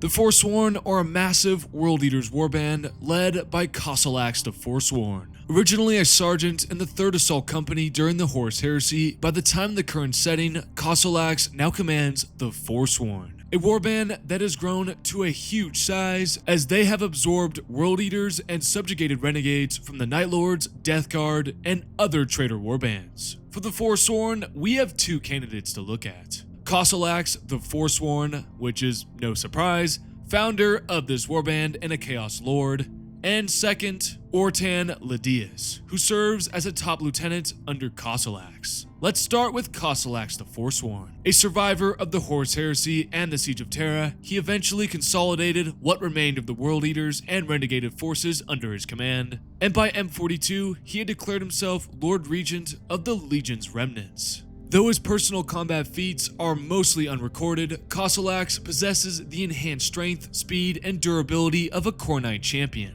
and has survived constant challenges to his authority. Then we have Ortan Ladius, a former Space Marine of the Angels of the Grail chapter. Ambitious and bloodthirsty, he eventually fell to Khorne and sought the Butcher's Nails to become a true berserker. Joining the Forsworn, Ladius survived a Grey Knight psychic trap on Hades, but was badly wounded, and the implantation of the Butcher's Nails drove him into madness. He has no recorded combat feats, serving primarily as one of the notable members of this warband rather than a standout warrior on his own. I know for a fact that some of you are scratching your heads asking why the fuck I included this guy. Well, I'll admit, Herd, that I found a Marine who was a former Blood Angel and then fell to Khorne and got the Butcher's Nails, and I assumed he had some of the best feats known to man. And oh boy, oh my, I was so goddamn wrong. That one's on me, folks. Given the lack of feats for Ladius, it's clear that Kossolax remains the strongest and most capable leader of the Forsworn, commanding the largest Core Knight warband outside of Karn's Butcher Horde. With the Forsworn now covered, we turn to the next World Eaters warband, the Skulltakers.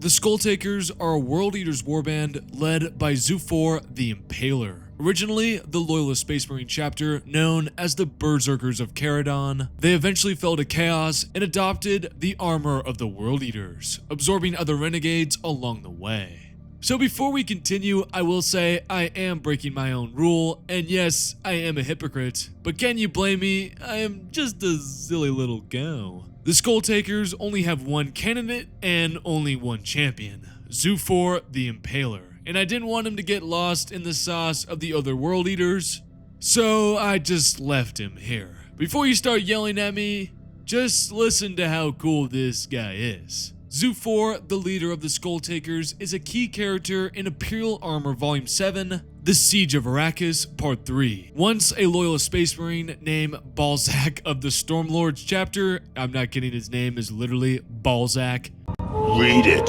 Read it! Read! Well, how about that? I wasn't wrong this time.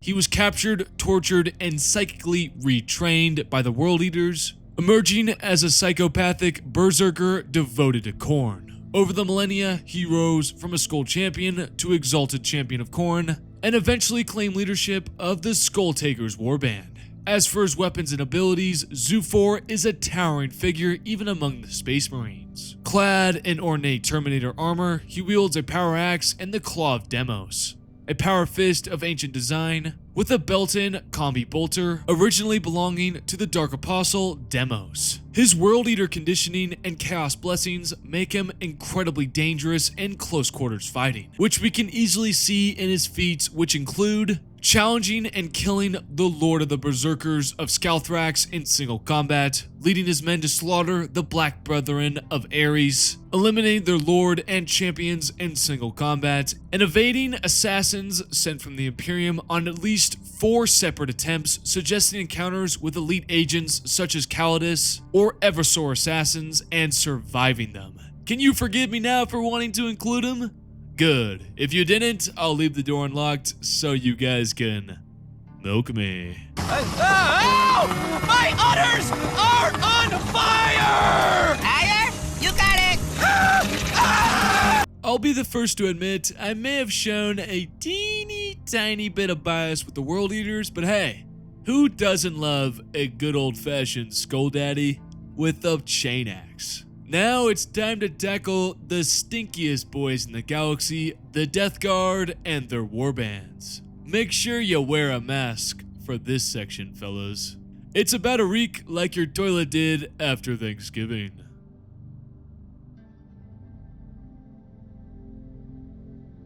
The Death Guard are a traitor legion devoted to Nurgle, the Plague God. After Horus's defeat, Mortarion led the Legion on a devastating campaign across scores of worlds before retreating into the Eye of Terror and taking dominion over one of Nurgle's greatest plague worlds. Though Mortarion often focuses on the warp, his legion has remained remarkably cohesive compared to other traitor legions, maintaining purpose and discipline even when fragmented into smaller warbands, as recently they fought in the Plague Wars, a great invasion of Ultramar, and although they were defeated, they reaped a vicious blow against the 500 worlds. As for their candidates for the strongest among the 14th, we only have 3 in total, and all 3 of them are Psychers. I'm sorry, Stink Boy fans. I really did do a lot of research on these guys, but I just couldn't find anyone that was worthwhile.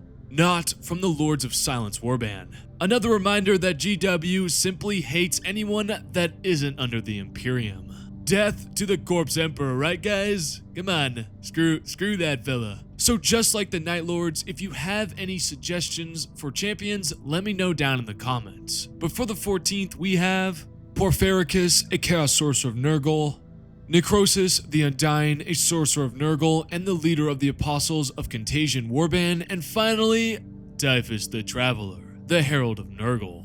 First, we'll start with Porphyrius, a Death Guard sorcerer whose grotesque appearance is matched by his deadly sorcerer abilities. First seen in White Dwarf issue 72 and then 85, he was originally a librarian of the Legion during the Great Crusade, and turned to Nurgle during the Horus Heresy, dedicating himself to the Plague God. Despite millennia of service, Porphyrius has rarely been favored directly by Nurgle, which has driven him to ever more depraved and creative acts of sorcery. He created a plague on Castic 7 that infected one person at a time in a cycle of life and death, tormenting both the victims and Imperial medics who tried to stop it. During the Gonadic Crisis, he decimated an aggro world with a single sorceress contagion, and in the Battle of Withering Breach, he reduced an entire orc horde to mutated fungal spores, leaving their world to rot. Damn, is this guy Mary Poppins? Next is Necrosis the Undying, a Death Guard sorcerer and the leader of the Apostles of Contagion.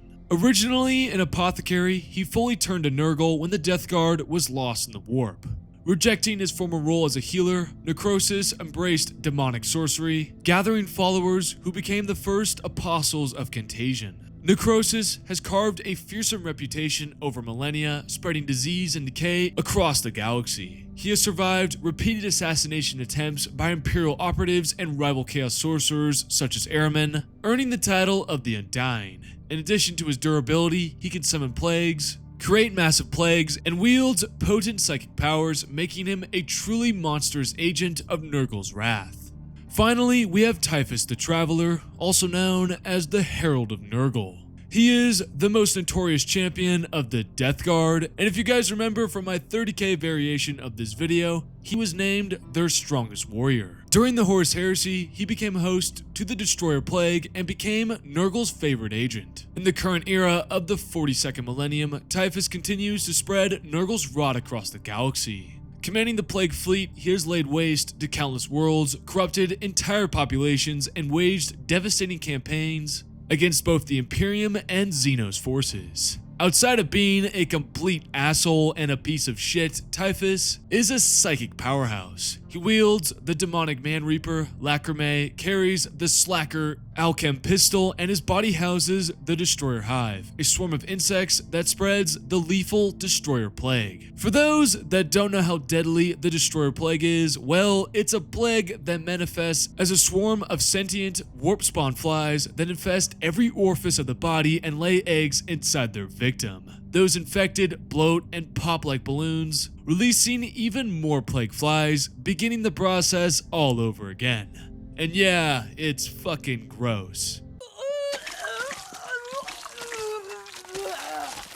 His psychic powers also allow him to psychically manipulate objects, even massive war engines. He can liquefy armored opponents and crush enemies regardless of their defenses. Combined with the natural resilience of a Plague Marine and Terminator armor, enhanced further by Nurgle's blessings, he is virtually unstoppable. As for his feats, you'd imagine there's something else. He battled Mortarion, a Primarch in the Buried Dagger, and survived the encounter due to the durability of the Destroyer Hive. He psychically crushed Land Raiders, psychically liquefied a Terminator from within using Nurgle's Biomancy, annoying their armor completely. He has also easily defeated Loyalist Chapter Masters and defeated Chaos Warlords, including Huron Blackheart of the Red Corsairs. Typhus's psychic power and Nurgle gifts arguably put him in the low Primarch tier, which is a spicy take, I will say, but I think it's a truthful one. Of these three, easily guys, like, come on. Typhus overshadows them all.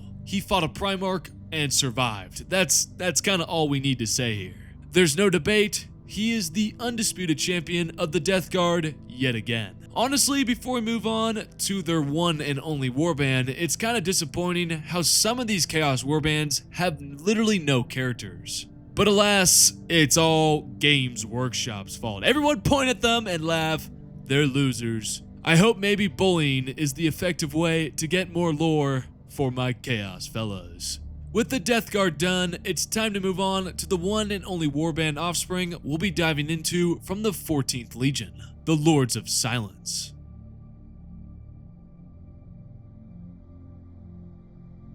The Lords of Silence are a formidable Death Guard warband featured in the book, surprise surprise, Lords of Silence. This warband consists of over 600 Chaos Space Marines, thousands of cultists and mutants, and a specialized Terminator unit known as the Cardigan, led by Captain Garstag. From this warband, we'll focus on three key figures: Garstag, Captain of the Terminator Guard, Vorax, Siegemaster and Chaos Lord, and Dragan, the Chaos Champion of the warband. Starting with Garstag.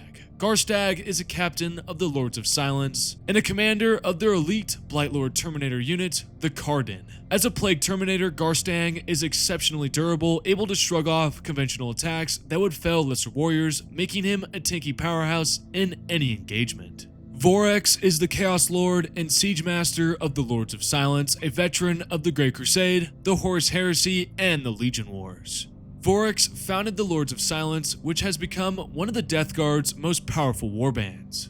In recent campaigns, following the opening of the Great Rift, Vorax allied with the Wordbearers Weeping Veil Warband to assault Sabine. There he personally killed Chapter Master Zymar Zedius in single combat. Finally, we have Dragan, a high-ranking Plague Marine within the warband of the Lords of Silence. Dragan has a deep hate for the ancient Primarchs, including Mortarion, which earns him a candidate place simply because he is based. Of these three, it's not even close yet again. It's Vorax. He clearly stands as the strongest. Between his centuries of combat experience, his status as a Chaos Lord and Siege Master, and his defeat of Zymar Zadius, a Chapter Master, he easily has the feats and the power to put him over Garstag and Dragon. While I will say that Dragon is still very based in his opinions. Before we move on, I would highly recommend reading Lords of Silence. It gives you a great introspective into a Chaos Warband, especially one that worships Nurgle. Now that we've slogged through the stink, rot, and general biohazard that is Nurgle's playground, I don't know about you, but I'm feeling rather nauseous. It's time to switch gears and dive into the space nerds, the Thousand Suns. And in traditional Falling Cow fashion, say it with me fellas, Magnus did nothing wrong.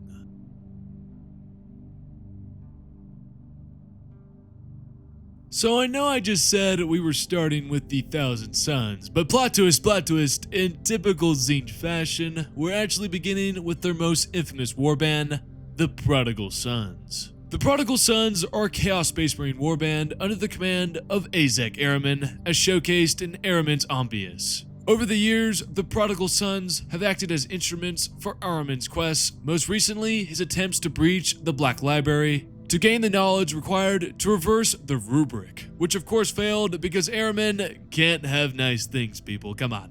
Before we discuss candidates, let's quickly touch on the rubric of Ahriman and the effects it has on the 1,000 Suns as a whole. The rubric of Ahriman was catastrophic for the 1,000 Suns, reducing most non-psychic marines to soulless rubric marines trapped in their armor. But for surviving sorcerers, it massively enhanced their powers, their psychic abilities, foresight, telepathy, telekinesis, and warp manipulation were amplified to terrifying levels, allowing them to control demons, manipulate reality, and perform rituals far beyond their pre-rubric limits. When most of the Legion became rubric marines, the few sorcerers that survived emerged as warp-wielding monsters.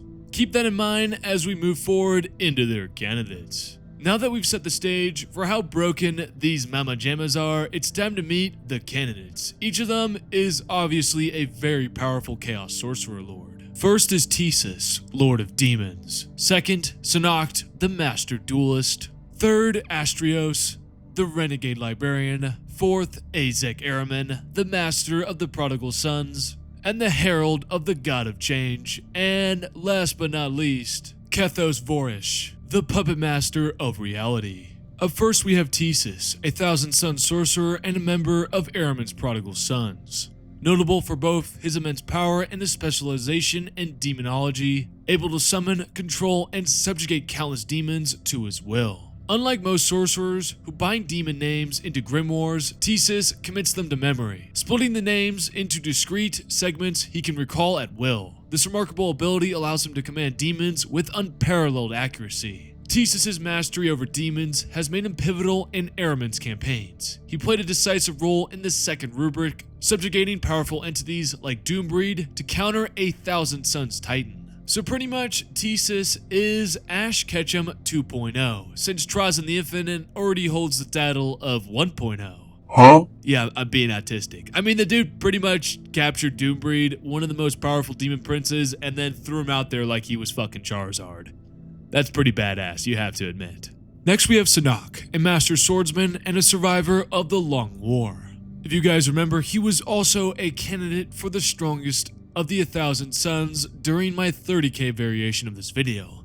Let's see if he makes the cut this time. Make your bets, people, but I strongly fucking doubt it. Sanoct first survives the burning of Prospero and then later is hunted down by Lucius the Eternal, who is specifically looking to prove himself against famous sword fighters. Sanoct and Lucius throw down, with the fight being even for some time before Lucius defeats him. So those are his feats in 30k. As for the current setting, Sanoct appears in the book Ahriman, Sorcerer, where he helps defend Ahriman during the first rubric, which ultimately put him against Iskandar Kaon, who managed to psychically cripple him, stripping him of his powers, leaving him only a swordsman. He later joined Ahriman's warband, the Prodigal Sons, but became disturbed by Ahriman's quest, instead betraying him and attacking him. Before he could kill Ahriman, Connacht was interrupted by the Grey Knights, and in the confusion, Ahriman used his powers to purge Connacht's mind and free will. Mind you, this is Ahriman, who is vastly weakened by anti-psyker bullets embedded close to his heart, and that if he uses his psychic powers at all, they will inch closer and closer to his heart. And since I feel like I will be comparing a lot of characters to Azek Ahriman, let's just get into him now. Azek Ahriman was the chief librarian of the 1,000 Suns, and is now the leader of the Prodigal Sons Warband, and remains one of the most powerful psychers in existence. After the Siege of Terra's conclusion, he sought to end the mutations rampaging throughout his legion through the Rubric of Ahriman, a catastrophic spell that annihilated the bodies of most 1,000 Suns, trapping their souls in their armor, while drastically amplifying the psychic might of those who survived. Banished by Magnus for his hubris, Ahriman wandered the Eye of Terror in exile, adopting aliases and slaying rivals, until he was discovered by Amon, who Ahriman slew and then founded his own warband, the Prodigal Sons. Now, let's get to his powers, weapons, and abilities, because Ahriman's sorcery is straight up, and I'm saying this politely, it's fucking broken ass bullshit. First off, he is probably classified as an alpha level psyker. His powers most likely rivaled those of greater demons, or potentially Primarchs. He is also the chosen mortal champion of Tzeentch, you know, the god of change and magic, which also increases his power even more. On top of that, yes, on top of that, Azek Ahriman is one of the rare few to have mastered every psychic discipline: biomancy, divination, pyromancy, telekinesis, telepathy, and demonology. You're a wizard, Harry. Which means he uses all powers from these various classifications. Furthermore, his mind is a weapon sharper than any blade, capable of seeing into possible futures, bending matter to his will, dominating minds, and summoning demons from the depths of the warp. His mere presence warps reality itself, and his mind operates on a scale far beyond mortal comprehension. As for his weapons, the space nerd wields the Black Staff of Ahriman, which serves as both a conduit and amplifier for his immense psychic power. Forged by his own hand from relics of ruin and conquest, the haft from his original staff burned on Prospero, the blade from the desecrated Spear of Shadows of Farseer Calmaron, and crowned with the horns of Demon Prince Vadakar, the staff radiates power so intense that it appears as a wound of darkness in the warp.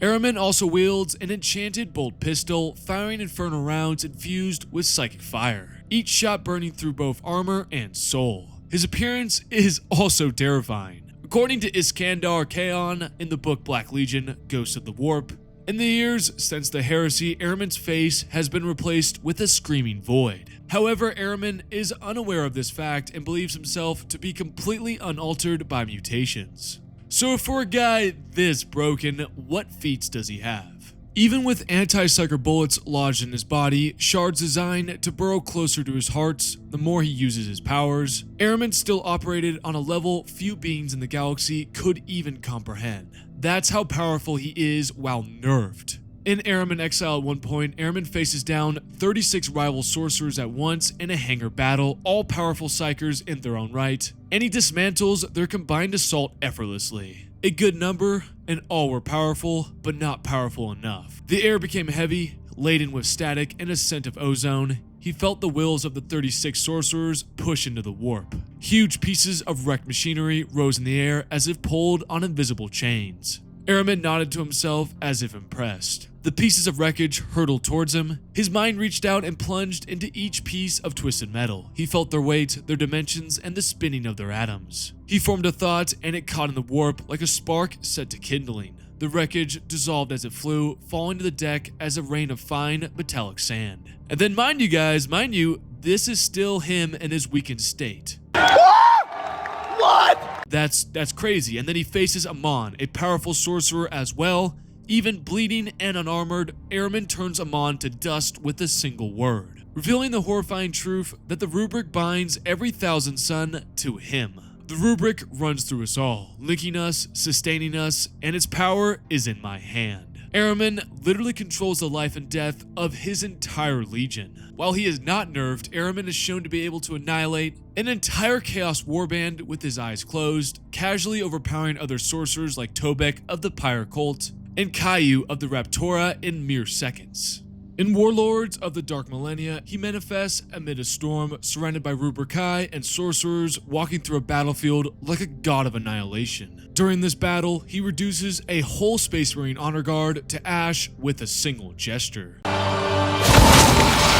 Then there's his feats in Atlas Infernal, the fight that cements him as one of the most terrifying psychers in 40k history. Facing an Eldar Shadow Seer capable of warping reality and one-shotting a Bloodthirster, Ahriman trades blows that literally tear at the fabric of reality. He cuts down Harlequins and Solitaires with ease, manipulates time itself, and even steps outside reality entirely to ambush and kill a Grey Knight who can't comprehend what just happened. Every one of these feats shows the same truth. Ahriman is a force of nature. Even weakened, he's a monster that bends warp, time, and reality to his will. After Mr. Azek is Astrios, a main character from the Ahriman series, who began as a librarian of a dying renegade chapter whose homeworld was destroyed by the Inquisition. He and a few survivors fled into the Eye of Terror, only to be captured by the traitor Warband known as the Harrowing. There he met Ahriman and began his fall to chaos. I won't go too much into his story since I don't want to spoil certain things, but Astrios is a time traveler. He is captured by the Inquisition, and it's revealed that after discovering which chapter he comes from, which at the time was still a loyalist chapter, and since he is involved with Ahriman, who is a Chaos Space Marine, his actions force the Inquisition to sanction and eradicate his chapter, causing the events that forced Astrios to ally with Ahriman in the first place. Oh my god, time travel! We need to go back in time to get the renegade chapter of Astrios off the menu. Do you like that bird's, yeah. But now, let's get to his powers, abilities, and feats. Astrios was already a gifted psyker and a skilled warrior, able to manipulate the warp through telepathy, telekinesis, and devastating sorcery. But his power received a massive amp when he became a host to a demon, later revealed to be, get this, hold on to your butts, a fucking shard of Magnus the Red himself. So let's ask the question, how powerful is a shard of Magnus the Red? A shard of Magnus is a fragment of the most powerful Primarch in existence, at least in his base form. I don't want to get people too riled up. Possession by such a being greatly amplifies psychic potential, granting nearly unlimited warp power and a host of mutations. For Astrios, this manifested in the form of wings and warped flesh, transforming him into something between a mortal sorcerer and a demigod of Tzeentch. His connection to the shard made him one of the most dangerous psychers, as his abilities were enhanced far beyond their mortal limits. As for his feats, before merging with the shard, Astrios could only barely defeat a single Grey Knight in battle, and afterwards, empowered by the Shard of Magnus, he easily overwhelmed and killed 3 Grey Knights, simultaneously, a feat that would place him among the most formidable sorcerers in existence. At one point, blinded and maddened, he rampaged through an Inquisition flagship, psychically tearing through its defenders despite his mutations. Eventually, the shard within him drew the attention of the actual Magnus the Red. When they met, Magnus ripped the shard from Astrios' body, purging the demon's influence and ending his mutations. I won't reveal what happened to him after, but Astrios is just chef's kiss. I love that man. I wish there was more art on him, to be honest. There's really nothing. Anyone want to do a commission? Just take my money, for Christ's sake. Shut up and take my money. Finally, we have Kethos Vortius, who is an exalted sorcerer of the 1,000 Suns seen in a Warhammer community post. What? I know this is a very artistic pick, but let me have this, fellas. He is a master of binding sorcery who manipulates the fabric of reality itself. Known as a puppet master of the warp, Vortius takes pleasure in bending both mortals and demons to his will, trapping entities and tethering locations together through rituals. His mastery over such dangerous magics drew the eye of Azek Ahriman, who saw in Vortius a useful apprentice. Vortius' greatest feat came in M42, when with the aid of Ahriman's proxy, known as the Vessel, he performed a ritual of staggering power. Vortius shattered the webway above Mordian, an act that tore open reality itself, and merged the realm of Shaddam with the material world. To break even a weakened section of the webway is nearly impossible, as it was created by the Old Ones and maintained by the Eldari, both of whom are masters in dimensional science. So who is the strongest sorcerer from the Prodigal Sons? I mean, do I even need to discuss this one either? It's the biggest space nerd in the galaxy, Ahriman the Exile. If you guys really want, I might include Astreos in the future ranking video, but only if the herd demands it. Now we move on to the actual Thousand Sons Warband and their greatest warriors spread across their many ranks.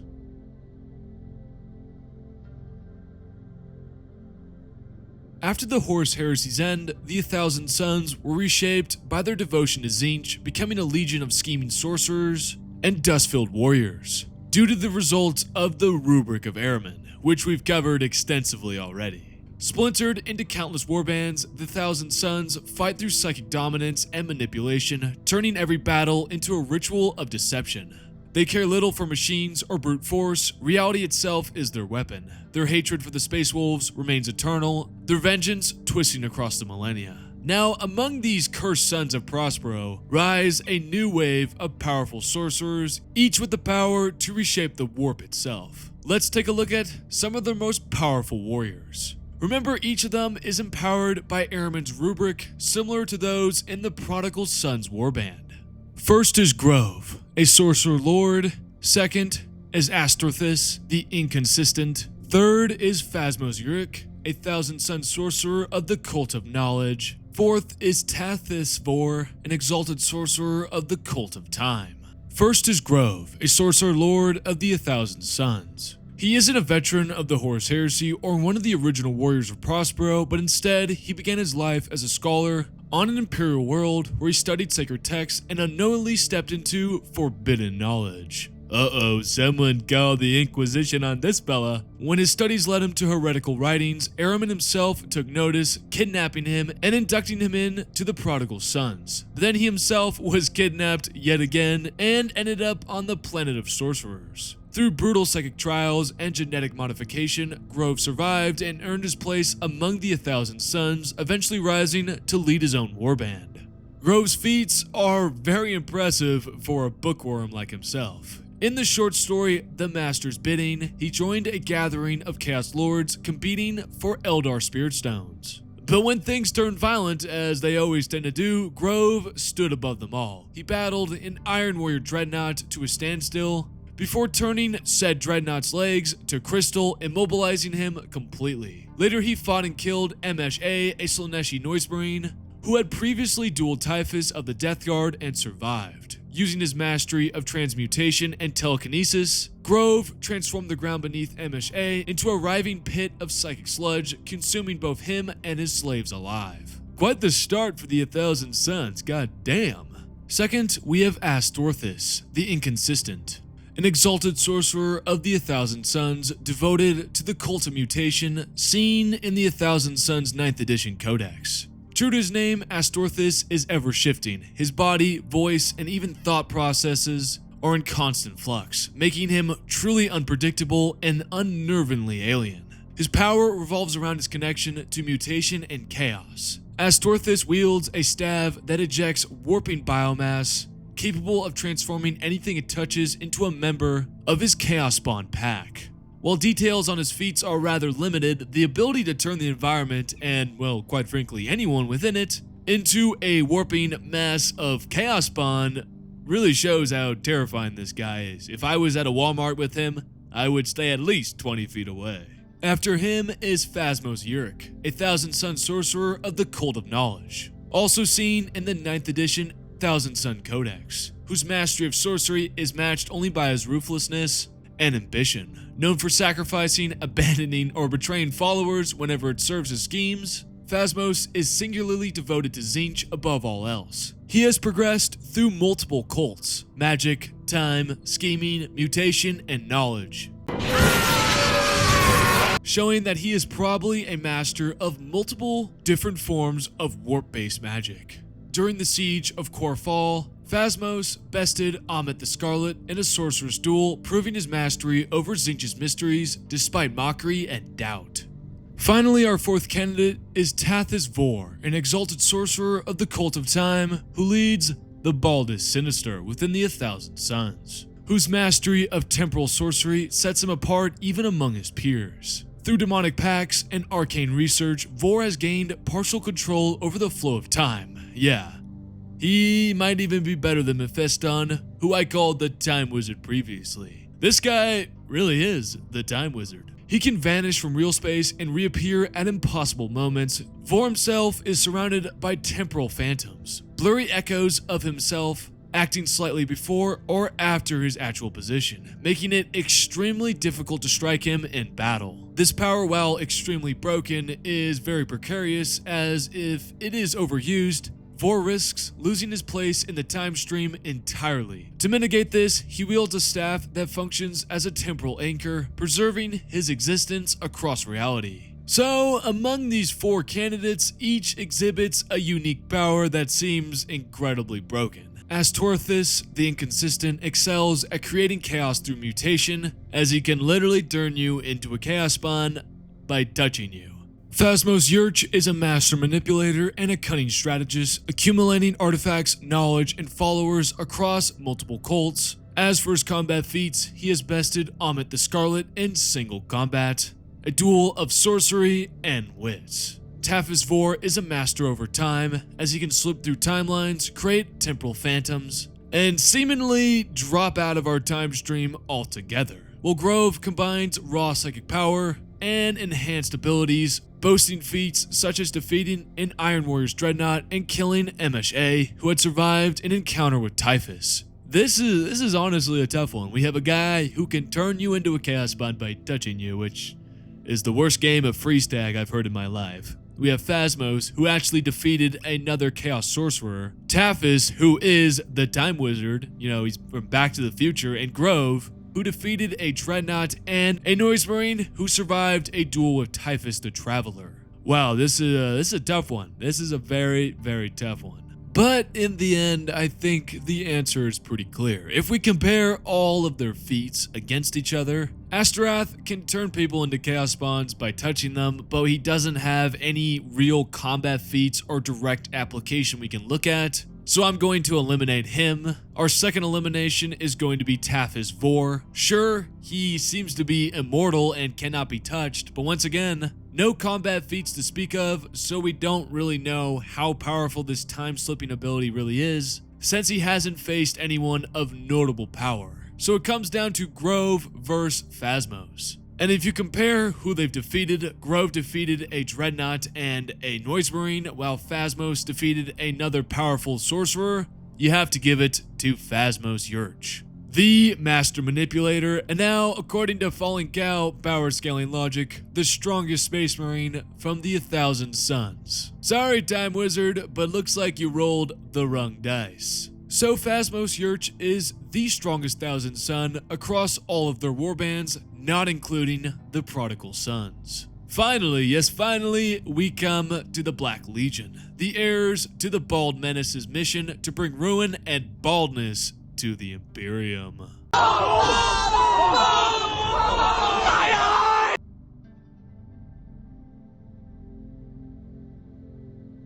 So just like with the 1,000 Suns, we won't be starting with the quote-unquote Black Legion, but the Ezkaron, the leading council of the Black Legion. The Ezkaron are the founders and inner circle of the Black Legion, a group of elite Chaos Lords sworn as brothers to Ezekiel Abaddon, the Despoiler, and entrusted with his most important missions. Abaddon allows the Ezkaron to call him by his first name, and has even sealed off Lupercal's court on the Vengeful Spirit exclusively for their use. Sadly, like many other Chaos characters you've seen throughout this video, members of the Ezkaron either lack notable combat feats or die long before the current setting, such as Leovrian Ukris, Vortigern, and Sargon Ergesh. So we will focus on 4 main characters who have demonstrated their prowess in battle and are still alive in the current setting. For the Ezkaron, we have 4 candidates: Abaddon, War Master of Chaos and the Despoiler,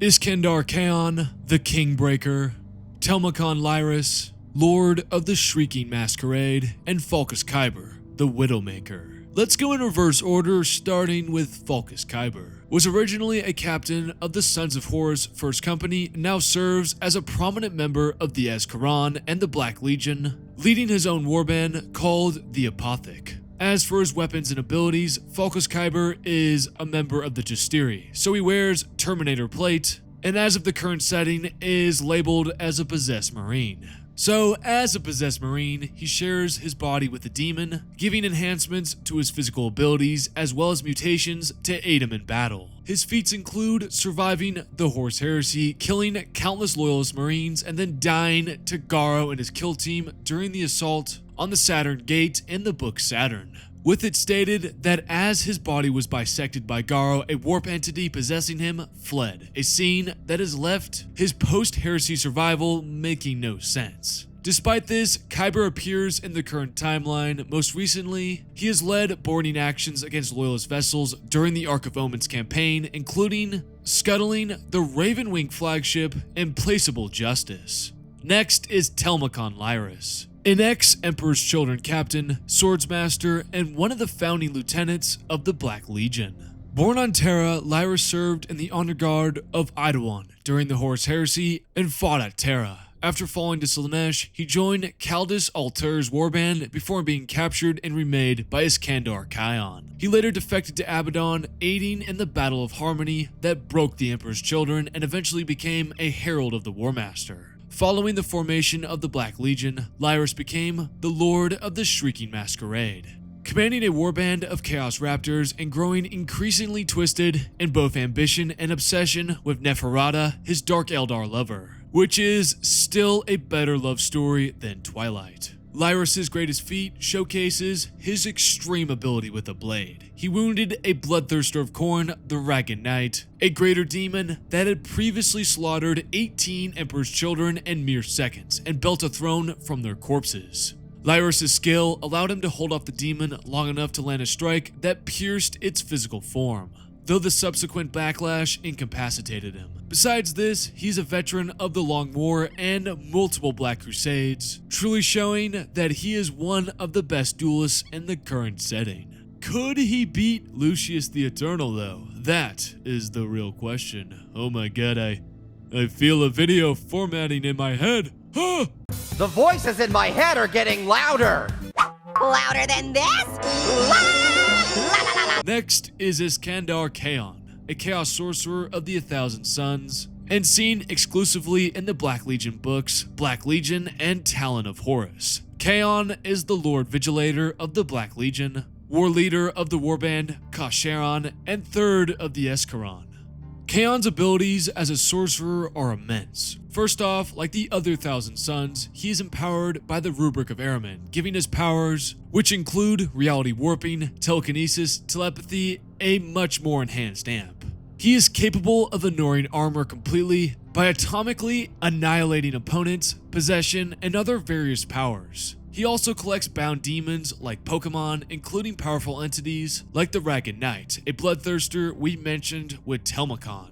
He can also tear holes in reality and use his psychic powers to teleport himself and others across vast distances. It has also been confirmed by Azek Ahriman in his youth that Kion was one of the few sorcerers comparable to him in power. His weapons are equally formidable. He wields Saron, a powerful axe enhanced with psychically attuned black crystals, and the Archaeotech sword, Sacramentum. Now, let's talk about his feats, cause some of them are really broken and some of them are really hard to kinda interpret. Kion's feats include dismantling a space wolf, Eric Born of Fire, at the molecular level, claiming his power axe in the process. He later faced a perfect clone of Horus Lubrical, though he was ultimately defeated and had to be rescued by Ezekiel Abaddon. He has also defeated powerful Chaos Lords, Sorcerers, and Greater Demons. But perhaps his most legendary feat was psychically hurling a 2-kilometer long void ship weighing 8 million tons to utterly obliterate a city. Hey, I've seen this one. This is a classic.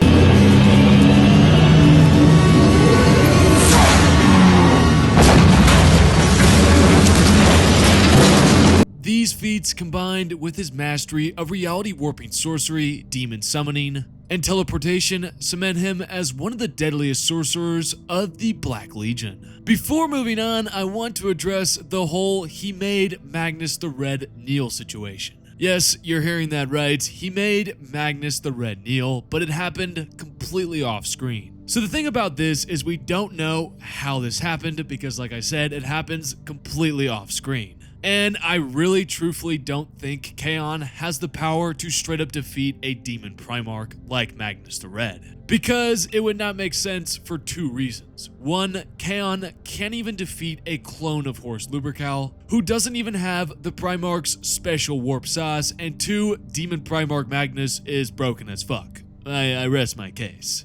Then we come to Abaddon, or as I like to call him, the top not fuck. Ezekiel Abaddon, the Despoiler, is the War Master of Chaos and the leader of the Black Legion, having risen from first captain of the Sons of Horus to succeed his fallen Primarch Horus. Unlike the demon Primarchs, Abaddon has resisted fully surrendering to the Chaos Gods, allowing him to operate far beyond the Eye of Terror and orchestrate his vengeance against the Imperium. Now, as the big bad of the setting, let's talk about his power, abilities, and gear, as he is the greatest mortal champion of Chaos and the War Master of the Black Legion. Abaddon possesses staggering power, rivaling and in some respects surpassing that of the Primarchs themselves. That's a hot take, please don't shit on me in the comments.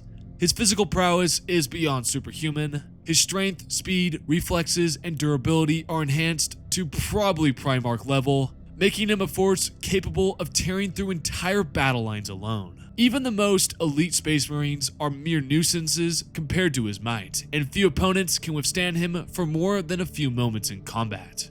Now for his weapons, Abaddon wields some of the deadliest things in the galaxy, beginning with the Talon of Horus, which he wears on his right hand. This ancient lightning claw, fused with a built-in combi bolter, was taken from his fallen Primarch, Horus Lupercal. The same weapon that struck down the Blood Angels Primarch, Sanguinius, and mortally wounded the Emperor himself, has since been used to slay foes as formidable as the clone of Horus Lupercal as well, showing that it can pierce Primarch-level foes that are durable as hell.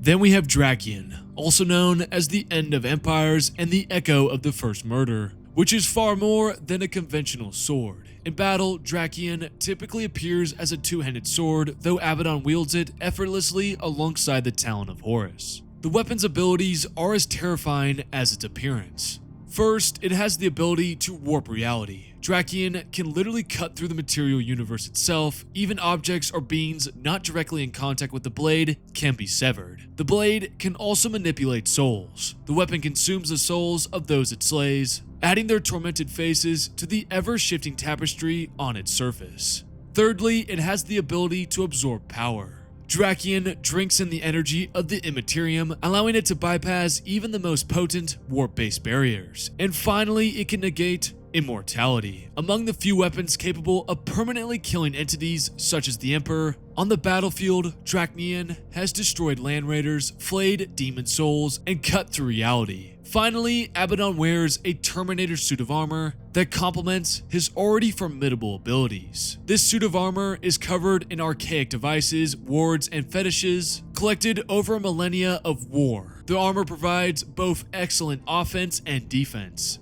Embedded within it is a demonic ruin gifted by the Oracle of Assailus Tertus, enhancing his resistance to mortal weapons and granting protection against the powers of the warp.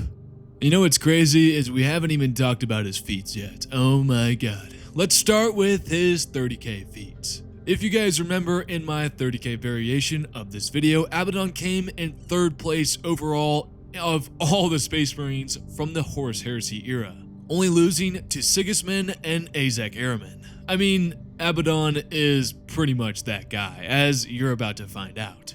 In his base form, Abaddon defeats the following: Loken, Jubal Khan, Zardulayak and his 2 blade slaves, Endrid Har, Garo, and Bel Sepsis, with his only loss coming to Ekos Lamed, which is an off-screen duel in some random book that you're never going to read. Then, after gaining a normal chaos buff during the End in the Death, he battles Constantine Valdor and they draw after a very small fight. with this same form since he has not yet acquired Drakian or the insane buffs of Chaos that he would ultimately receive as the War Master of all Chaos forces.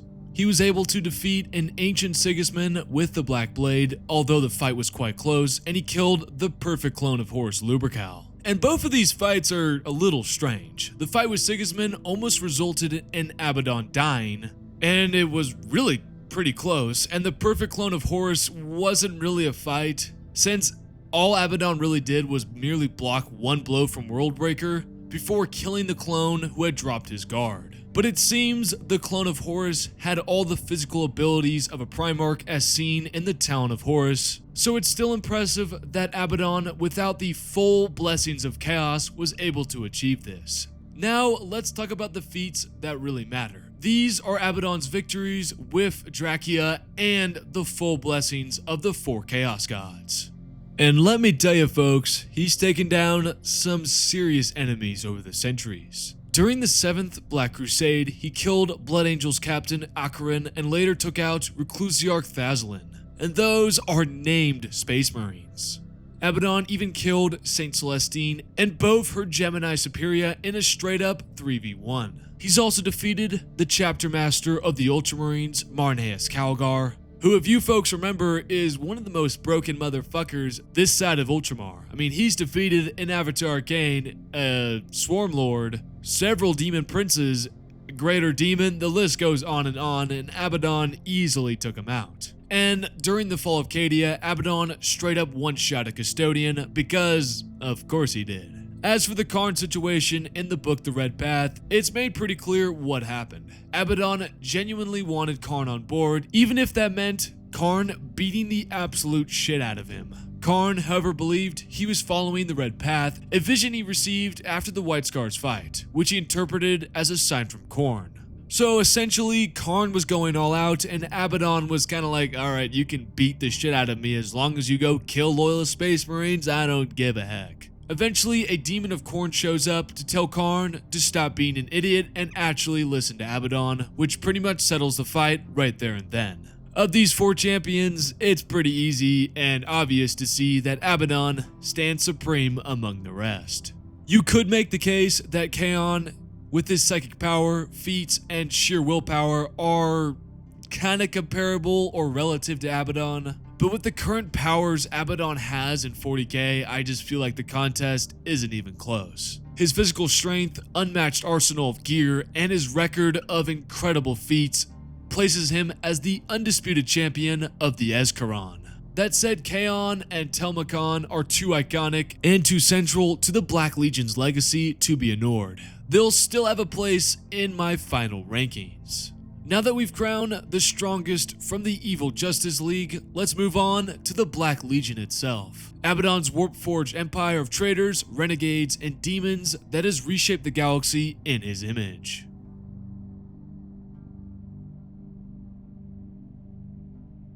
The Black Legion is the largest and most powerful Chaos Space Marine warband in the galaxy, forged in the fires of defeat after the Horus Heresy. Once known as the Sons of Horus, rejected their Primarch's failure and painted their armor black in defiance. They are a united force of traitor legions and renegades under one banner, Abaddon's, who has transformed Chaos from a scattered rabble into a true army, one that can wage the long war against the Imperium across 10,000 years. Through 13 Black Crusades, the Black Legion has shattered worlds, toppled Cadia, and torn reality itself with the creation of the Great Rift, dividing the Imperium in two. And at the heart of this legion stands its most powerful warriors, but among them, who truly stands as their strongest? Let's break down their candidates. And once again, I was a little disappointed. I went through at least 60 or 70 Black Legion characters, and none of them really stood out except for these 3. I know I'm as disappointed as you are. My disappointment is immeasurable, and my day is ruined. So their 3 candidates are Gordar Ban, Harkin Worldclaimer, and Devram Korda. Let's start with Gordar. Gordar Ban is first seen in Imperium Nihilus, Vigilus Ablaze, and is the master of executions for the Black Legion and one of Abaddon's most feared enforcers. A towering killer who embodies the merciless discipline of the Black Legion. Ban's role is simple. He executes those deemed unworthy by the War Master. His greatest feat includes personally butchering 3 rival champions and 5 times as many Truscan snowhounds. During the War of Beasts on Vigilance, Ban led an elite Bringer of Despair strike team on targeted assassination missions, cutting down Imperial commanders and sowing chaos across the battlefield. Then we have Harkin Worldclaimer, the Herald of the Apocalypse, a sadistic warlord who fuses the terror tactics of his Nightlord heritage with the ruthless strategy of the Black Legion. Once leader of the Gloom Talons Warband, he earned Abaddon's attention through raids, psychological warfare, and planetary broadcasts declaring victory before his forces even struck. Now he leads vast wings of raptors, warp talons, and helldrakes to shatter Imperial morale before the main Black Legion invades. Now, the most disappointing thing about Harkin Worldclaimer is his name is sick as hell and he sure claims a lot of worlds for the Black Legion, but the dude has no combat feats whatsoever. I'm not kidding, guys. Go anywhere. Go anywhere, do so as much research as you please.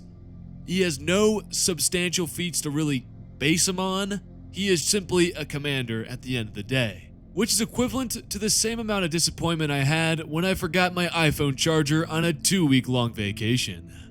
Finally, we have Devram Korda, known as the Tyrant of Sora, a Chaos Lord of the Black Legion and one of Abaddon's chosen. Once a veteran sergeant of the Sons of Horus 13th Company, Korda has endured from the days of the Horus Heresy to the modern setting. A devoted follower of Slaanesh, he commands the Children of Torment Warband and is known for his cruelty. Whoa, shocker! As for his feats, he has quite a few, to be honest. During the Horus Heresy, he personally killed a Clade Venom assassin sent to murder War Master Horus Lubercal, and then in more recent times, Korda drained the life essence of entire hive cities to create elixirs that made him nearly invincible. So those are our 3 Black Legion candidates. And out of these 3, it's easily, by a mile, Devram Korda.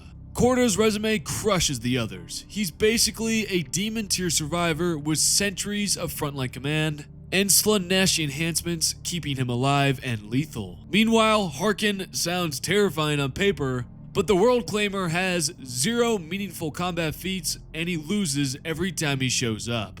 And Gordar Ban, despite being Abaddon's personal executioner, really only has a few vague brag lines like killed 3 champions and some guardsmen, which doesn't exactly stack up to the kind of threats Korda has faced and beaten. So yeah, Devram Korda easily takes the title as the strongest of the Black Legion. Now that we've handled the Escharon and his Black Legion goonies, it's time to move on to the Preacher Boys. It's that part of the video where we all bow our heads and pray, yes pray, that Erebus is not the winner of the Word Bearers yet again. Because of one reason and one reason alone. He fucking sucks.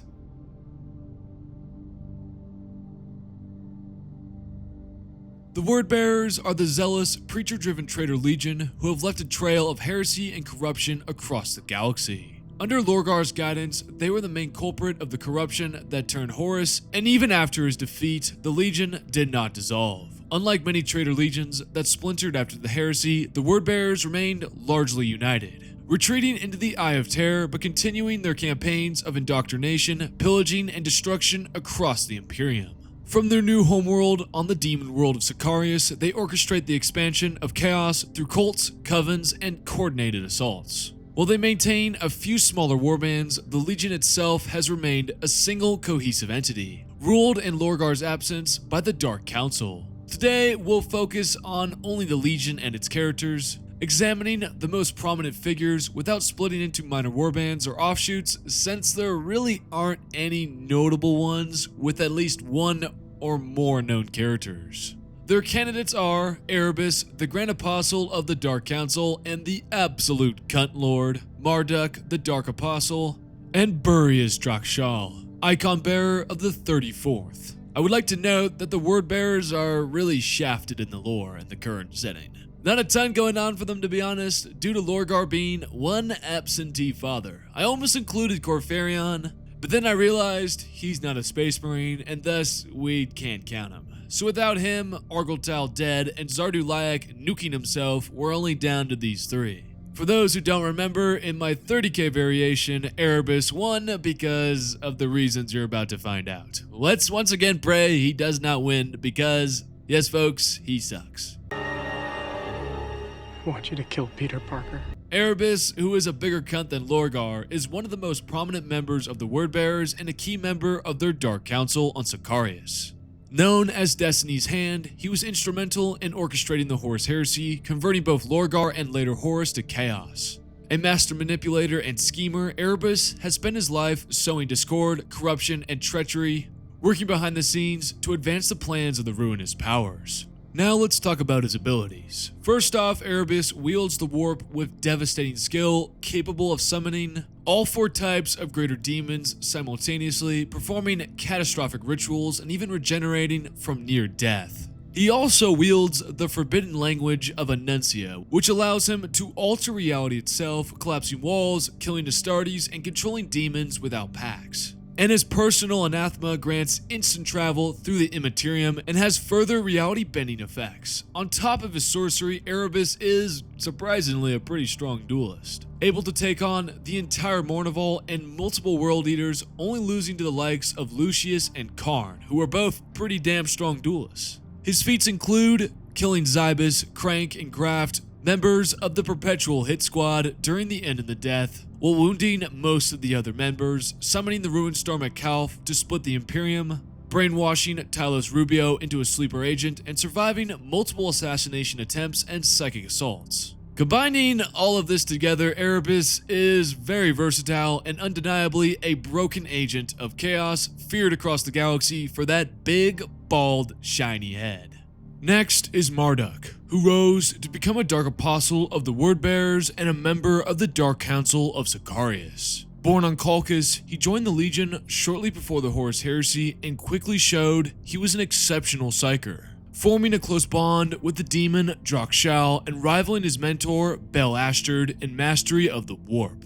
Marduk's abilities include summoning demons directly from the Warp without lengthy rituals and wielding the demon weapon Borgash, an archaic chainsword that feeds on the blood of those it strikes. His notable feats include using his demonic power to turn his superior inside out, surviving Gilliman's teleportation attack alongside Corfarion and the Galvorback in the book No Fear, and dueling his former master in the tomb of the Nexus Arrangement, before the awakening of a Necron Lord, forcing him to flee. If he ran away from a fight against a Necron Lord, then that obviously means he scales below them. And finally, we have Boreas, also known as Boreas Drakshal, after the demon bound to his soul. A possessed Chaos Space Marine, he specialized in ferocious close-quarters combat, his physical abilities and mutations enhanced by the demon Drakshal, making him a warrior on the level, theoretically, of Argol Tal.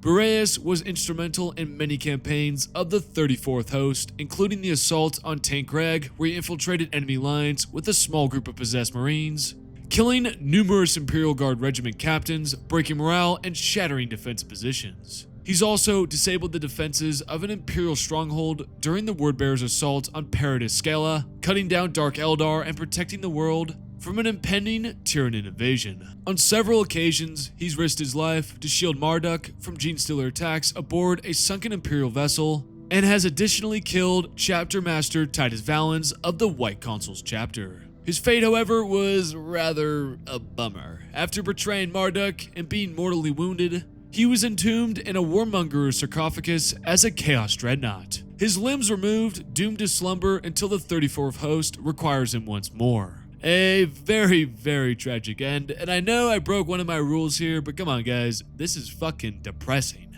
Rest in peace, Argol Talite, you will be missed.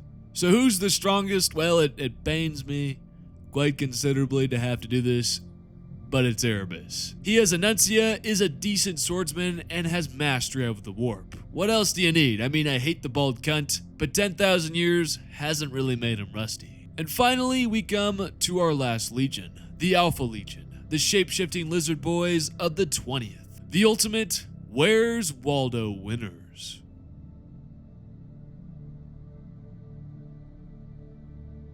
The Alpha Legion was the scheming, manipulative legion of the Adeptus Astartes before the heresy. During the heresy, they were the same, but after Horus's death, they took a different path from the other traitor legions. Instead of retreating into the Eye of Terror, they moved into the Galactic East, kinda near Ultramar, pursuing their own objectives of their own design. On Eskandor, the Legion clashed with the Ultramarine forces, where Alfarius or Omegon were reportedly killed in personal combat with Rabute Gilliman. But the Legion retaliated with such brutality that the Ultramarines suffered devastating losses and were ultimately driven from the planet.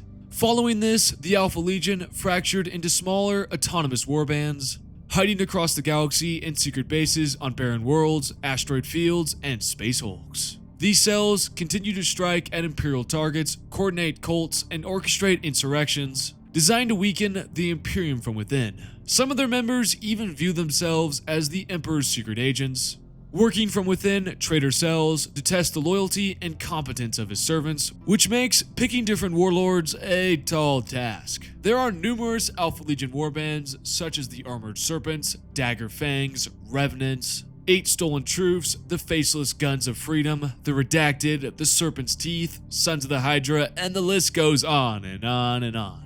Most of these warbands, however, lack standout characters, which is arguably the point of Alpha Legion philosophy. As a result, we'll focus on the Legion as a whole rather than attempting to pursue a dozen obscure warbands with no notable individuals, which would drive me insane. For this video, we have 4 candidates in total: Arcos the Faithless, Solomon Akura the Hero Master, Quitzel Karthak the Angel Blade, and Occam the Untrue.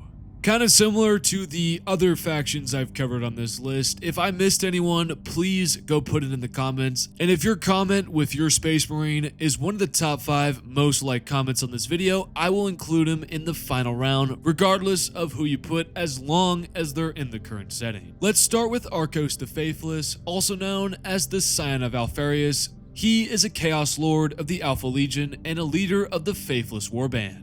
An Alpha Legion warband seen in the Siege of Arrakis books. Originally a captain of the Alpha Legion, he turned traitor during the Horus Heresy, fighting alongside Alfarius against Imperial forces. After the Heresy's end, Arcos and his warband fled into the Eye of Terror, conducting raids on Imperial shipping lanes and fomenting cultist uprisings in sectors near the Eye. Arcos is another possessed Chaos Marine, which carries all the usual enhancements of his kind. Enhanced strength, reflexes, durability, and mutations granted by his demon patron. Now I know most of you fellows have not heard of Arcos, but his feats are pretty goddamn ridiculous, particularly during the Siege of Arrakis. During the battle for the Starport, he personally dueled Supreme Grand Master of the Dark Angels Azrael and gained the upper hand, until Interrogator Chaplain Belphegor intervened to prevent Azrael's death. Did you hear that, guys? And looking at you, Dark Angels fans, your boy Azrael almost died to this fella right here. Later, in the Siege's final stages, trapped behind their own defenses after the destruction of Anarchy's heart, Arcos killed Chapter Master Yefnir of the Angels of Absolution before being subdued by Belphegor yet again. Ultimately, he was captured alongside 14 other Alpha Legion legionaries, with the remainder of his warband presumed destroyed. But guys, remember, he probably should have killed Azrael. That's how powerful this guy is. Next is Solomon Akura, who is the main character from the Renegade's Hero Master. Solomon is a Chaos Lord of the Alpha Legion and a Hero Master commanding the Serpent's Teeth Warband. Rising to power, he was able to retrieve the Blade of the Pale Spear, Alfarius' personal weapon, using them to consolidate control over multiple Alpha Legion warbands in the Ultima Segmenta, though he is still missing the haft of the spear. Today he commands the coalition known as the Ghost Legion, controlling much of the Sipho subsector. Let's briefly touch on the Pale Spear, his most notable weapon, a rumored Xenos artifact, predating even the Eldar, which flickers partially out of phase with reality and emits an eerie, otherworldly howl when wielded. The blade can pierce any physical defense and leaves living targets with hideous, bloodless gaping wounds where the flesh dissolves into oily smoke. But there's a huge but here. It is unclear if the spear's power is diminished when wielded incomplete, since Solomon does not have the haft of the weapon. While he has been wielding it, the blade itself has been demonstrated to pierce even Gravis armor, making it a still pretty deadly weapon. though Solomon does not have any real notable combat feats while wielding this ancient weapon. Third is Quetzal Karthak, also known as the Angel Bane, was an archlord and hero master of the Alpha Legion, commanding the Sons of the Hydra and influencing other cells like the Redacted. He developed a deep hatred for the Ultramarines after Omegon's fall, and was occasionally manipulated by a returned Alpharius, who, spoiler, was not Alpharius, and the Necron Cryptek Amizar Vok. Karthak's downfall came when he tried to betray his subordinate, Lord Occam, who we're about to talk about next, and was ultimately killed on Proconsul Sanctus when a demon-possessed ship he boarded was sabotaged, ending both him and his remaining soldiers. He doesn't really have any combat feats, so why did I include him? Well, his name looked kinda cool, and yeah, I mean, he kind of got manipulated by a Catan Shard, spoiler, a Catan Shard and a Necron at the same time, which is pretty fucking funny. But yeah, no combat feats whatsoever. I'm gonna go toss my computer in the nearby trash can Ron Swanson mode.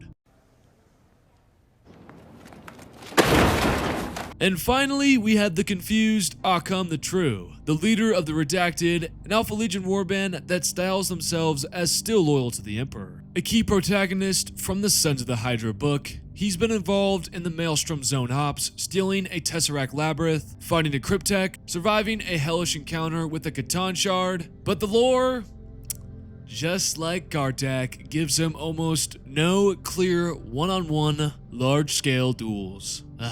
I should have thrown my PC away when I had the chance. Son of a bitch! I feel like I just wasted my time with the Alpha Legion, and it makes me want to illegally steal a plane and drive it into a Taco Bell located in Montana just to check the prices. A true don't let them know what your next move is. Of the 4 Alpha Legion candidates, Arcos, Solomon, Karthak, and Occam, the real contest comes down to 2, Solomon Akura and Arcos the Faithless. Solomon has the much better weapon with the Pale Spear, while Arcos, by contrast, has nearly killed Azrael, a Dark Angels chapter master, and personally put down the Angels of Absolution chapter master, so he's almost killed 2 chapter masters. While I love Solomon, the book Renegades, and the Pale Spear, it's impossible to say that Arcos isn't the strongest when he nearly killed Azrael and actually killed a chapter master. So Arcos the Faithless, even though he is currently a prisoner getting tickled by the Dark Angels, is the strongest from the collection of Alpha Legion warbands.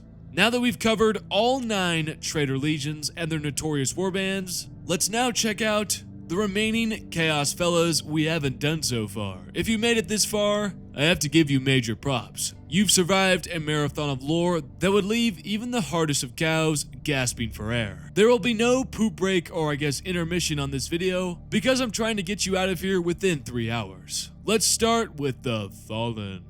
I've fallen and I can't get up.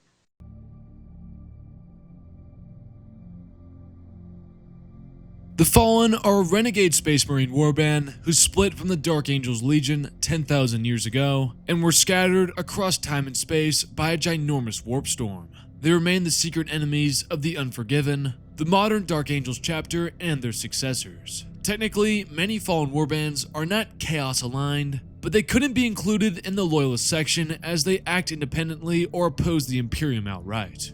The rebellion began during the Great Crusade and culminated in the destruction of Caliban when Luther and his followers, believing themselves abandoned, turned against Lionel Johnson. Some embraced chaos fully, others became pirates, mercenaries, or rogue warbands, and a few sought redemption, quietly aiding the Imperium. Now before we jump into their candidates, no, Luther is not among their rank because he is not a Space Marine. Go look it up, go look it up. He is simply a human with a shit ton of modifications, but alas, not a Space Marine. Thank God I don't have to rank him yet again. For the Fallen, I have 3 candidates in mind. Cypher, the Hooded Hobo, Seraphax, the Lord of the 10,000 Eyes Warband, and Mir Ostalin, the former chapter master of the Dark Angels turned traitor. Cypher is the most infamous of the Fallen, a hooded, masked enigma whose identity, loyalties, and ultimate purpose remain completely unknown. Originally, Cypher was not a name, but a title held within the Order of Caliban.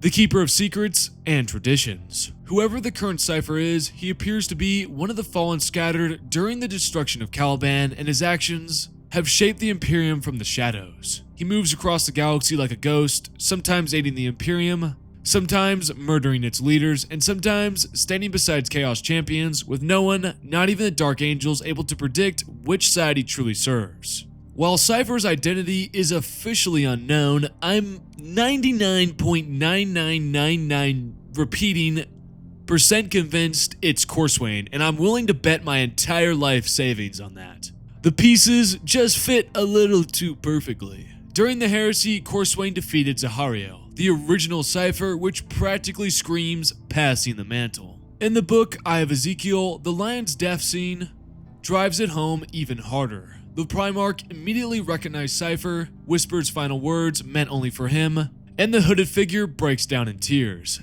That kind of closeness only makes sense if the man beneath the hood is Corswain, the Lion's most loyal and steadfast knight. Even Luther in The First of the Fallen suspects Cypher's Corswain, and if anyone has the insight to make that call, it's him. So this may ruffle a few feathers, but when I break down Cypher's capabilities, I'll also be factoring in Corswain's feats from the 30k setting, because as far as I'm concerned, they're one and the same. Before getting into them, let's talk about Cypher's abilities and weapons. Cypher hides beneath simple robes pulled over power armor. Besides looking so goddamn cool, these robes and power armor aren't exactly special, so we will not be factoring them into our decision, unless we want to give points for coolness. His sword is a great mystery as well. Cypher always carries a sheathed sword he never draws along his back. Rumors range from it being a Dark Angel's relic to the broken lion sword itself, to an artifact he intends to present to the Emperor for absolution. But either way, he has never drawn it, so we don't really know its capabilities either. Way to go, Cypher, you're 2 for 2 on being very mysterious. I need the Scooby-Doo gang to come over here and solve this mystery. And then finally, Cypher wields 2 pistols in battle, a plasma pistol and a bolt pistol, which he fires with impossible accuracy, landing perfect shots with effortless grace. Cypher also seems to have wielded at one point a Catan phase knife, a weapon capable of slicing through nearly any material in the known universe. Though it was lost in a warp-twisted battle with the Deceiver during the 13th Black Crusade, though the temporal loopiness of the encounter makes its status a little uncertain. Now let's get to his feats, starting with Corswain's in the 30k setting. The alleged identity of the Hooded Hobo. If you guys don't like that I'm doing that, please let me know down in the comments, and maybe, just maybe, I'll listen to you. First off, Corswain spends the entire heresy in the thick of the fighting, from the Thramas Crusade to the Siege of Terra, carving his way through traitors, warp-twisted monsters, and everything in between. But his standout feats comes from the warriors he's beaten, and the warriors they scale to. First off, Corswain's defeated Alos, master of the Ninth Order, in single combat. That's huge because Alos himself is an absolute monster. This is the same Alos who held off Lionel Johnson, yeah, the fucking Primarch, for a full-on minute and later fought both Sevatar and Shang at the same time before going down swinging. So, the fact that Corswain beats him means, by Powerscaling logic, that he should realistically hold his own against the line for a short time, and should theoretically be able to stand up to Sevatar in a duel. Outside of that, Corswain has also managed to stab Conrad Kurz in the back. Yes, he got the jump on him, but it still shows his raw prowess, because getting a blade into the Night Hunter at all is no small feat. At the Siege of Terra, Corswain doesn't get a major name duel, but he does butcher hundreds of Plague Marines during the final stand at the Astronomicon. Plague Marines can regenerate, don't feel pain, and are stupidly hard to put down. And Corswain cuts them down like they're training servitors. And finally, we have the fall of Caliban. He faces Zahariel, the Cypher at this time, who has multiple psychic powers, including slow time perception, intangibility via warp phasing, X-ray vision, and superhuman stamina. And Corswain still defeats him.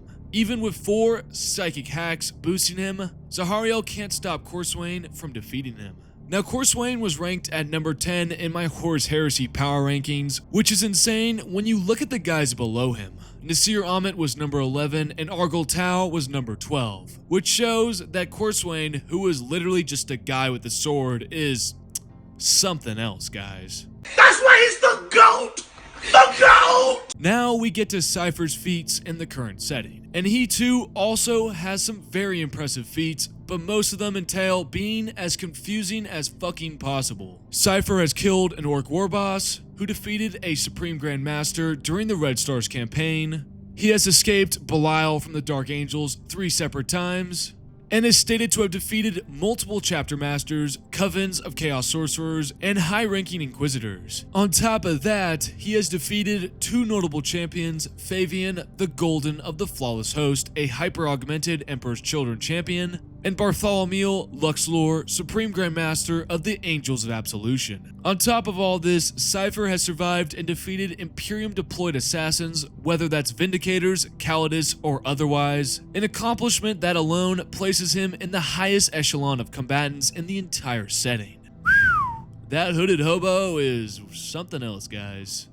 Second is Seraphax, a fallen angel and a sorcerer lord who appears in the book Son of the Forest and commands the warband known as the 10,000 Eyes. He is a master of warp-based powers and is deeply empowered by chaos. Following the formation of the Great Rift, he would end up fighting on the world of Sable, ensnaring the Primarch Lionel Johnson in sorcerer's chains forged from iron made from the blood of Sable's butchered populace. And through his psychic might, he nearly ripped the lion's soul from his body as described in the Son of the Forest. The lion is trying to fight Seraphax's sorcery, but he barely knows what he is fighting, or how to do so. It feels as though someone is trying to pull a skeleton out through his skin, and all he can do is concentrate as hard as he can on remaining whole and himself. The Primarch was able to resist just long enough for the Risen to arrive and disrupt the ritual. Following the failed ritual, Seraphax transformed into a monstrous, chaos-infused form and continued to fight the lion, but ultimately got stabbed in the back and defeated. And last, but definitely not least, we have Mir Ostalin, a fallen Dark Angel Space Marine and a former chapter master of the First Legion. Infamous for his allegiance to Luther during the rebellion against Lionel Johnson, a Terran native inducted into the First Legion as one of the first 5,000 Space Marines. Although he was aligned to the Fallen, Ostalin never fell to chaos, meaning he does not possess any of the physical enhancements or demonic boons that corrupted Astartes often gain. His abilities rely solely on his dueling abilities. One of his feats include, alongside Corswain, defeating Alos, one of the finest swordsmen in the First Legion, who is capable, if you guys remember my Corswain section, of matching a Primarch in single combat for half a minute. As recorded in the book Savage Weapons, Alos was also one of the finest swordsmen in the First Legion, and had once lasted almost a full minute in a spar with his Primarch. He suspected the number of Legionus Astartes warriors capable of besting him numbered fewer than 20 across all the legions. Ezekiel Abaddon of the Traitorous Sons was one, Jubal Khan of the Scars another, and Templar Sigismund of the Fist definitely another. As was Sevatar, his name joined the others, coursing through both sides of the Imperial Civil War, cheered by some and cursed by others. By simple power scaling logic, this places Ostalin among the top duelists of the Legionus Astartes, despite lacking chaos-enhanced strength or reflexes. But unfortunately, that is all we see from him in terms of combat feats. So who is the strongest of the fallen angels? The contenders here are genuinely impressive. These are some of the most competent warriors among the fallen, and each one has at least one feat that brushes up against a Primarch in terms of scaling. Mir Ostalin and Cypher, assuming the long-running theory that Cypher is Corswain, which I really hope he is because I'll look like a total egghead if I'm wrong, both defeated an opponent who had previously held his own against a Primarch, and not just any Primarch, but Lionel Johnson, one of the most gifted duelists in the entire setting. By the usual silly power scaling logic, that would place them in a similar territory. Then there's Seraphax, who not only fought the lion directly, but came close to ripping the Primarch's soul out of his body while manifesting a demonic form. So in order to really decide this, let's take a closer look at Seraphax's fight with the lion. And when you do, it kind of clarifies the situation and makes it a little bit less impressive. Serafax begins their fight by blasting the lion with warp lightning, stunning him long enough to bind him with warp forged chains. These chains were created using the bones and blood of an entire planetary population, alchemically refined into iron and empowered with sorcery, an unnatural material that even a Primarch couldn't simply snap. With the lion trapped, Serafax begins to draw at his soul, leaving the Primarch struggling against a form of sorcery he can barely understand. Eventually, the lion breaks free, blitzes Serafax, shatters his staff, and has a clean killing strike lined up. He hesitates, allowing Serafax to blast him away with a flare of power, and trap him again using sigils hidden underneath the floor. Ultimately, Serafax only dies because a third party stabs him in the back. From this, our answer becomes quite clear. Without preparation, traps, and the element of surprise, Serafax would have been overwhelmed. Mir Ostalin has a single standout feat, while Cypher has a long list of accomplishments. Capturing high-value targets, defeating Orc war bosses, chapter masters, chaos sorcerers, and the list goes on and on, even without folding in Corswain's historical feats. With both interpretations of Cypher considered, or even just his modern canon record, he really easily stands out as the strongest among the fallen. I mean, did that one surprise you guys? It sure didn't surprise me. And finally we come to our last warband. Let's loot some Gene Seed and take some slaves.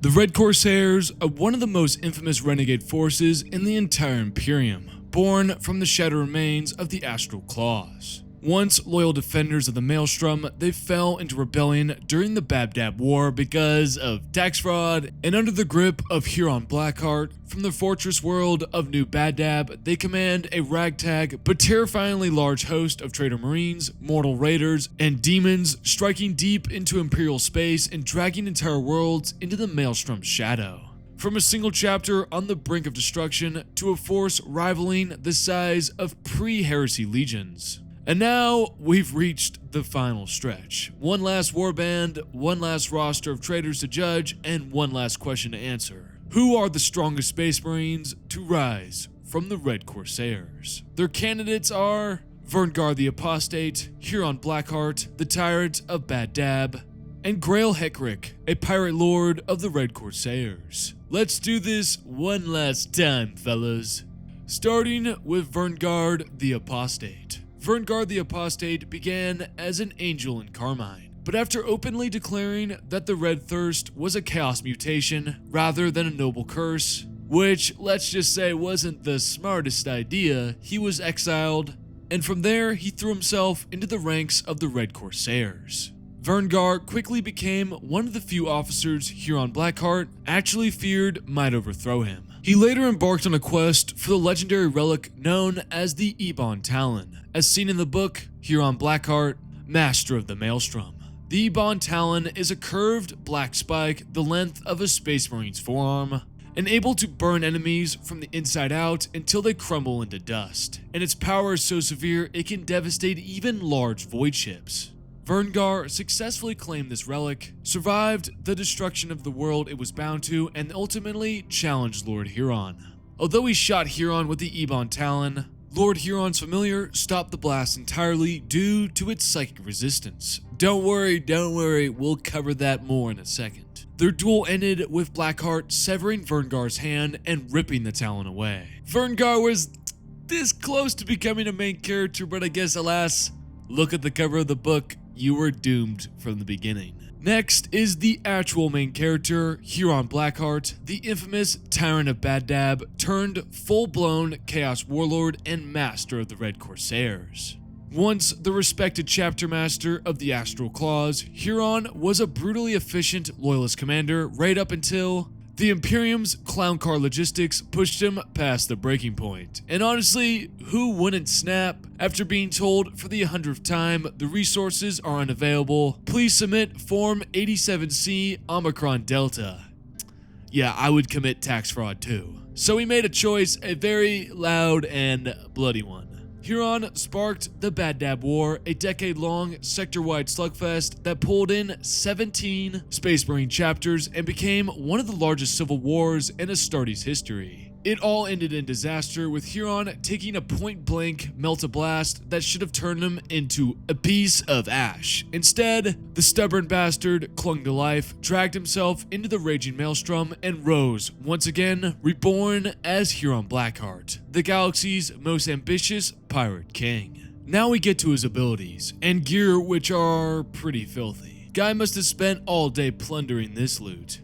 Huron Blackheart is incredibly corrupted by chaos, which means, like always, that all of his physical abilities have been greatly increased, such as his speed, strength, or durability, although he is still quite injured from the point-blank melt-a-blast he received at the end of the Bad Dab War. Even more insane is the fact that Huron also has a psychic-resistant warp entity called the Hamandra, a shifting, half-real warp entity perched at his shoulder. The creature allows Huron to perceive lies, slow time, resist psychic attacks, and even deflect relic-level warp energy, as shown when it tanked the Ebon Talon's soul-burning power. Now I will say before I continue that away from the Maelstrom, this entity's abilities and strength seems to wane a little bit. But within the warp or the Maelstrom, Huron becomes something close to untouchable.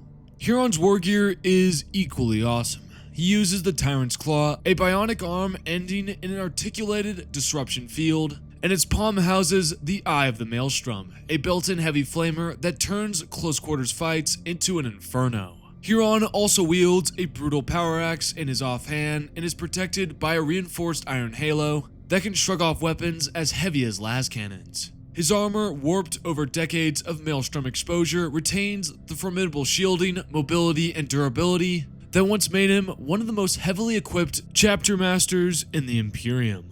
And then, guys, we come to his feats. First off, Huron survived a point-blank melt-a-blast that should have atomized him. As for duels, he fought Typhus the Traveler atop the Endless Spire as stated in the Death Guard 8th edition Codex, surviving the encounter, but I will say he was defeated. But his feats are not all so glum. He has defeated formidable opponents such as Wolflord Bluetooth and Verngar the Apostate, who we just discussed.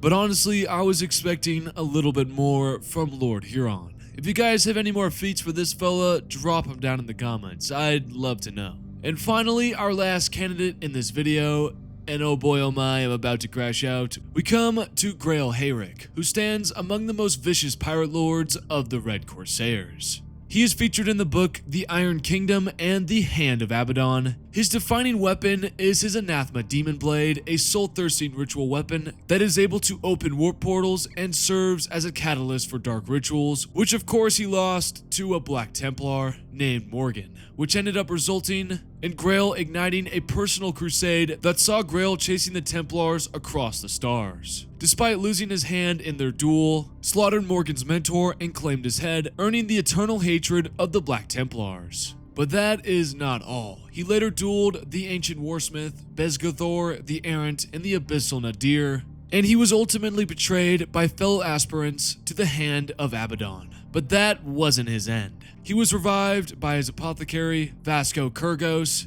and still endures to this day, wounded but not unbroken. So who's the strongest of these three fellas? When you stack these three Red Corsair champions side by side, each brings their own brand of carnage to the Maelstrom. Verngar might wield a relic that can vaporize crews and ships from the inside out, and Grail Hayrick is hard to kill as he's terrifying up close, carving through battlefields with a literal anathema, but Huron Blackheart sits above them both. He has the raw dueling skill to clash with the best, and the warp resilience to shrug off even the most powerful psychic attacks. The man literally survived getting turned into a barbecue by a melt-a-blast and still came back. Sure, he lost to Typhus, but that's Typhus. Nobody walks away from that guy looking pretty. So I am naming Huron Blackheart as the champion of the Red Corsairs Warband. And with that, we actually did it. Hours of deep lore spelunking, power scaling, and diving into the absolute chaos gremlin energy of the Renegade Warbands. A ridiculous amount of detail, but at the end of the day, this was another blast to do. Now, let's bring it all home with a clean recap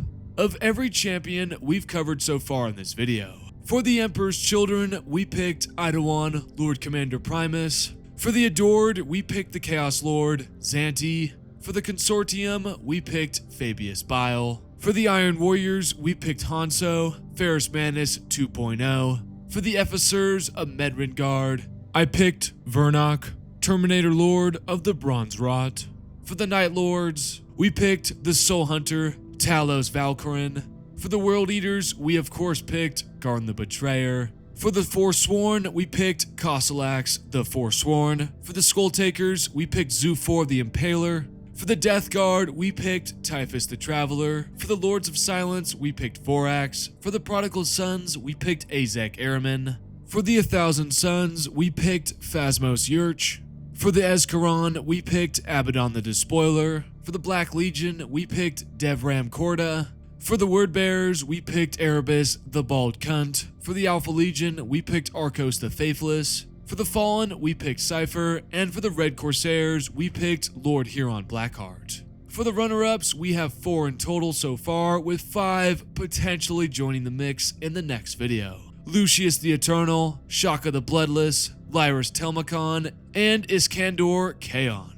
That brings part 3 to 23 champions in total, 19 main selections, and 4 runner-ups. Which means across all 3 videos, we've now assembled a roster of 71 champions. 30 from part 1, 18 from part 2, and 23 from this part 3. And yes, I know, there are fewer traders overall, about 25 fewer, but let's be honest, herd. Trader Astartes usually come pre-baked with warp steroids and questionable life choices, so the power gap balances out nicely. Now remember folks, the top 5 most liked comments suggesting another Chaos Space Marine will be added into the final rankings. So if you want your favorite renegade freak represented, drop that comment and let the algorithm determine your fate. That comment is also part of the Great Unclean One giveaway. So if you guys want to participate in that, make sure you're subscribed, like this video, comment below which Chaos Space Marine you want to see in the final rankings, and make sure you're in my Discord. Once again, shout out the lovely Morph. And for my Patreon crew, you're getting an extra perk this round.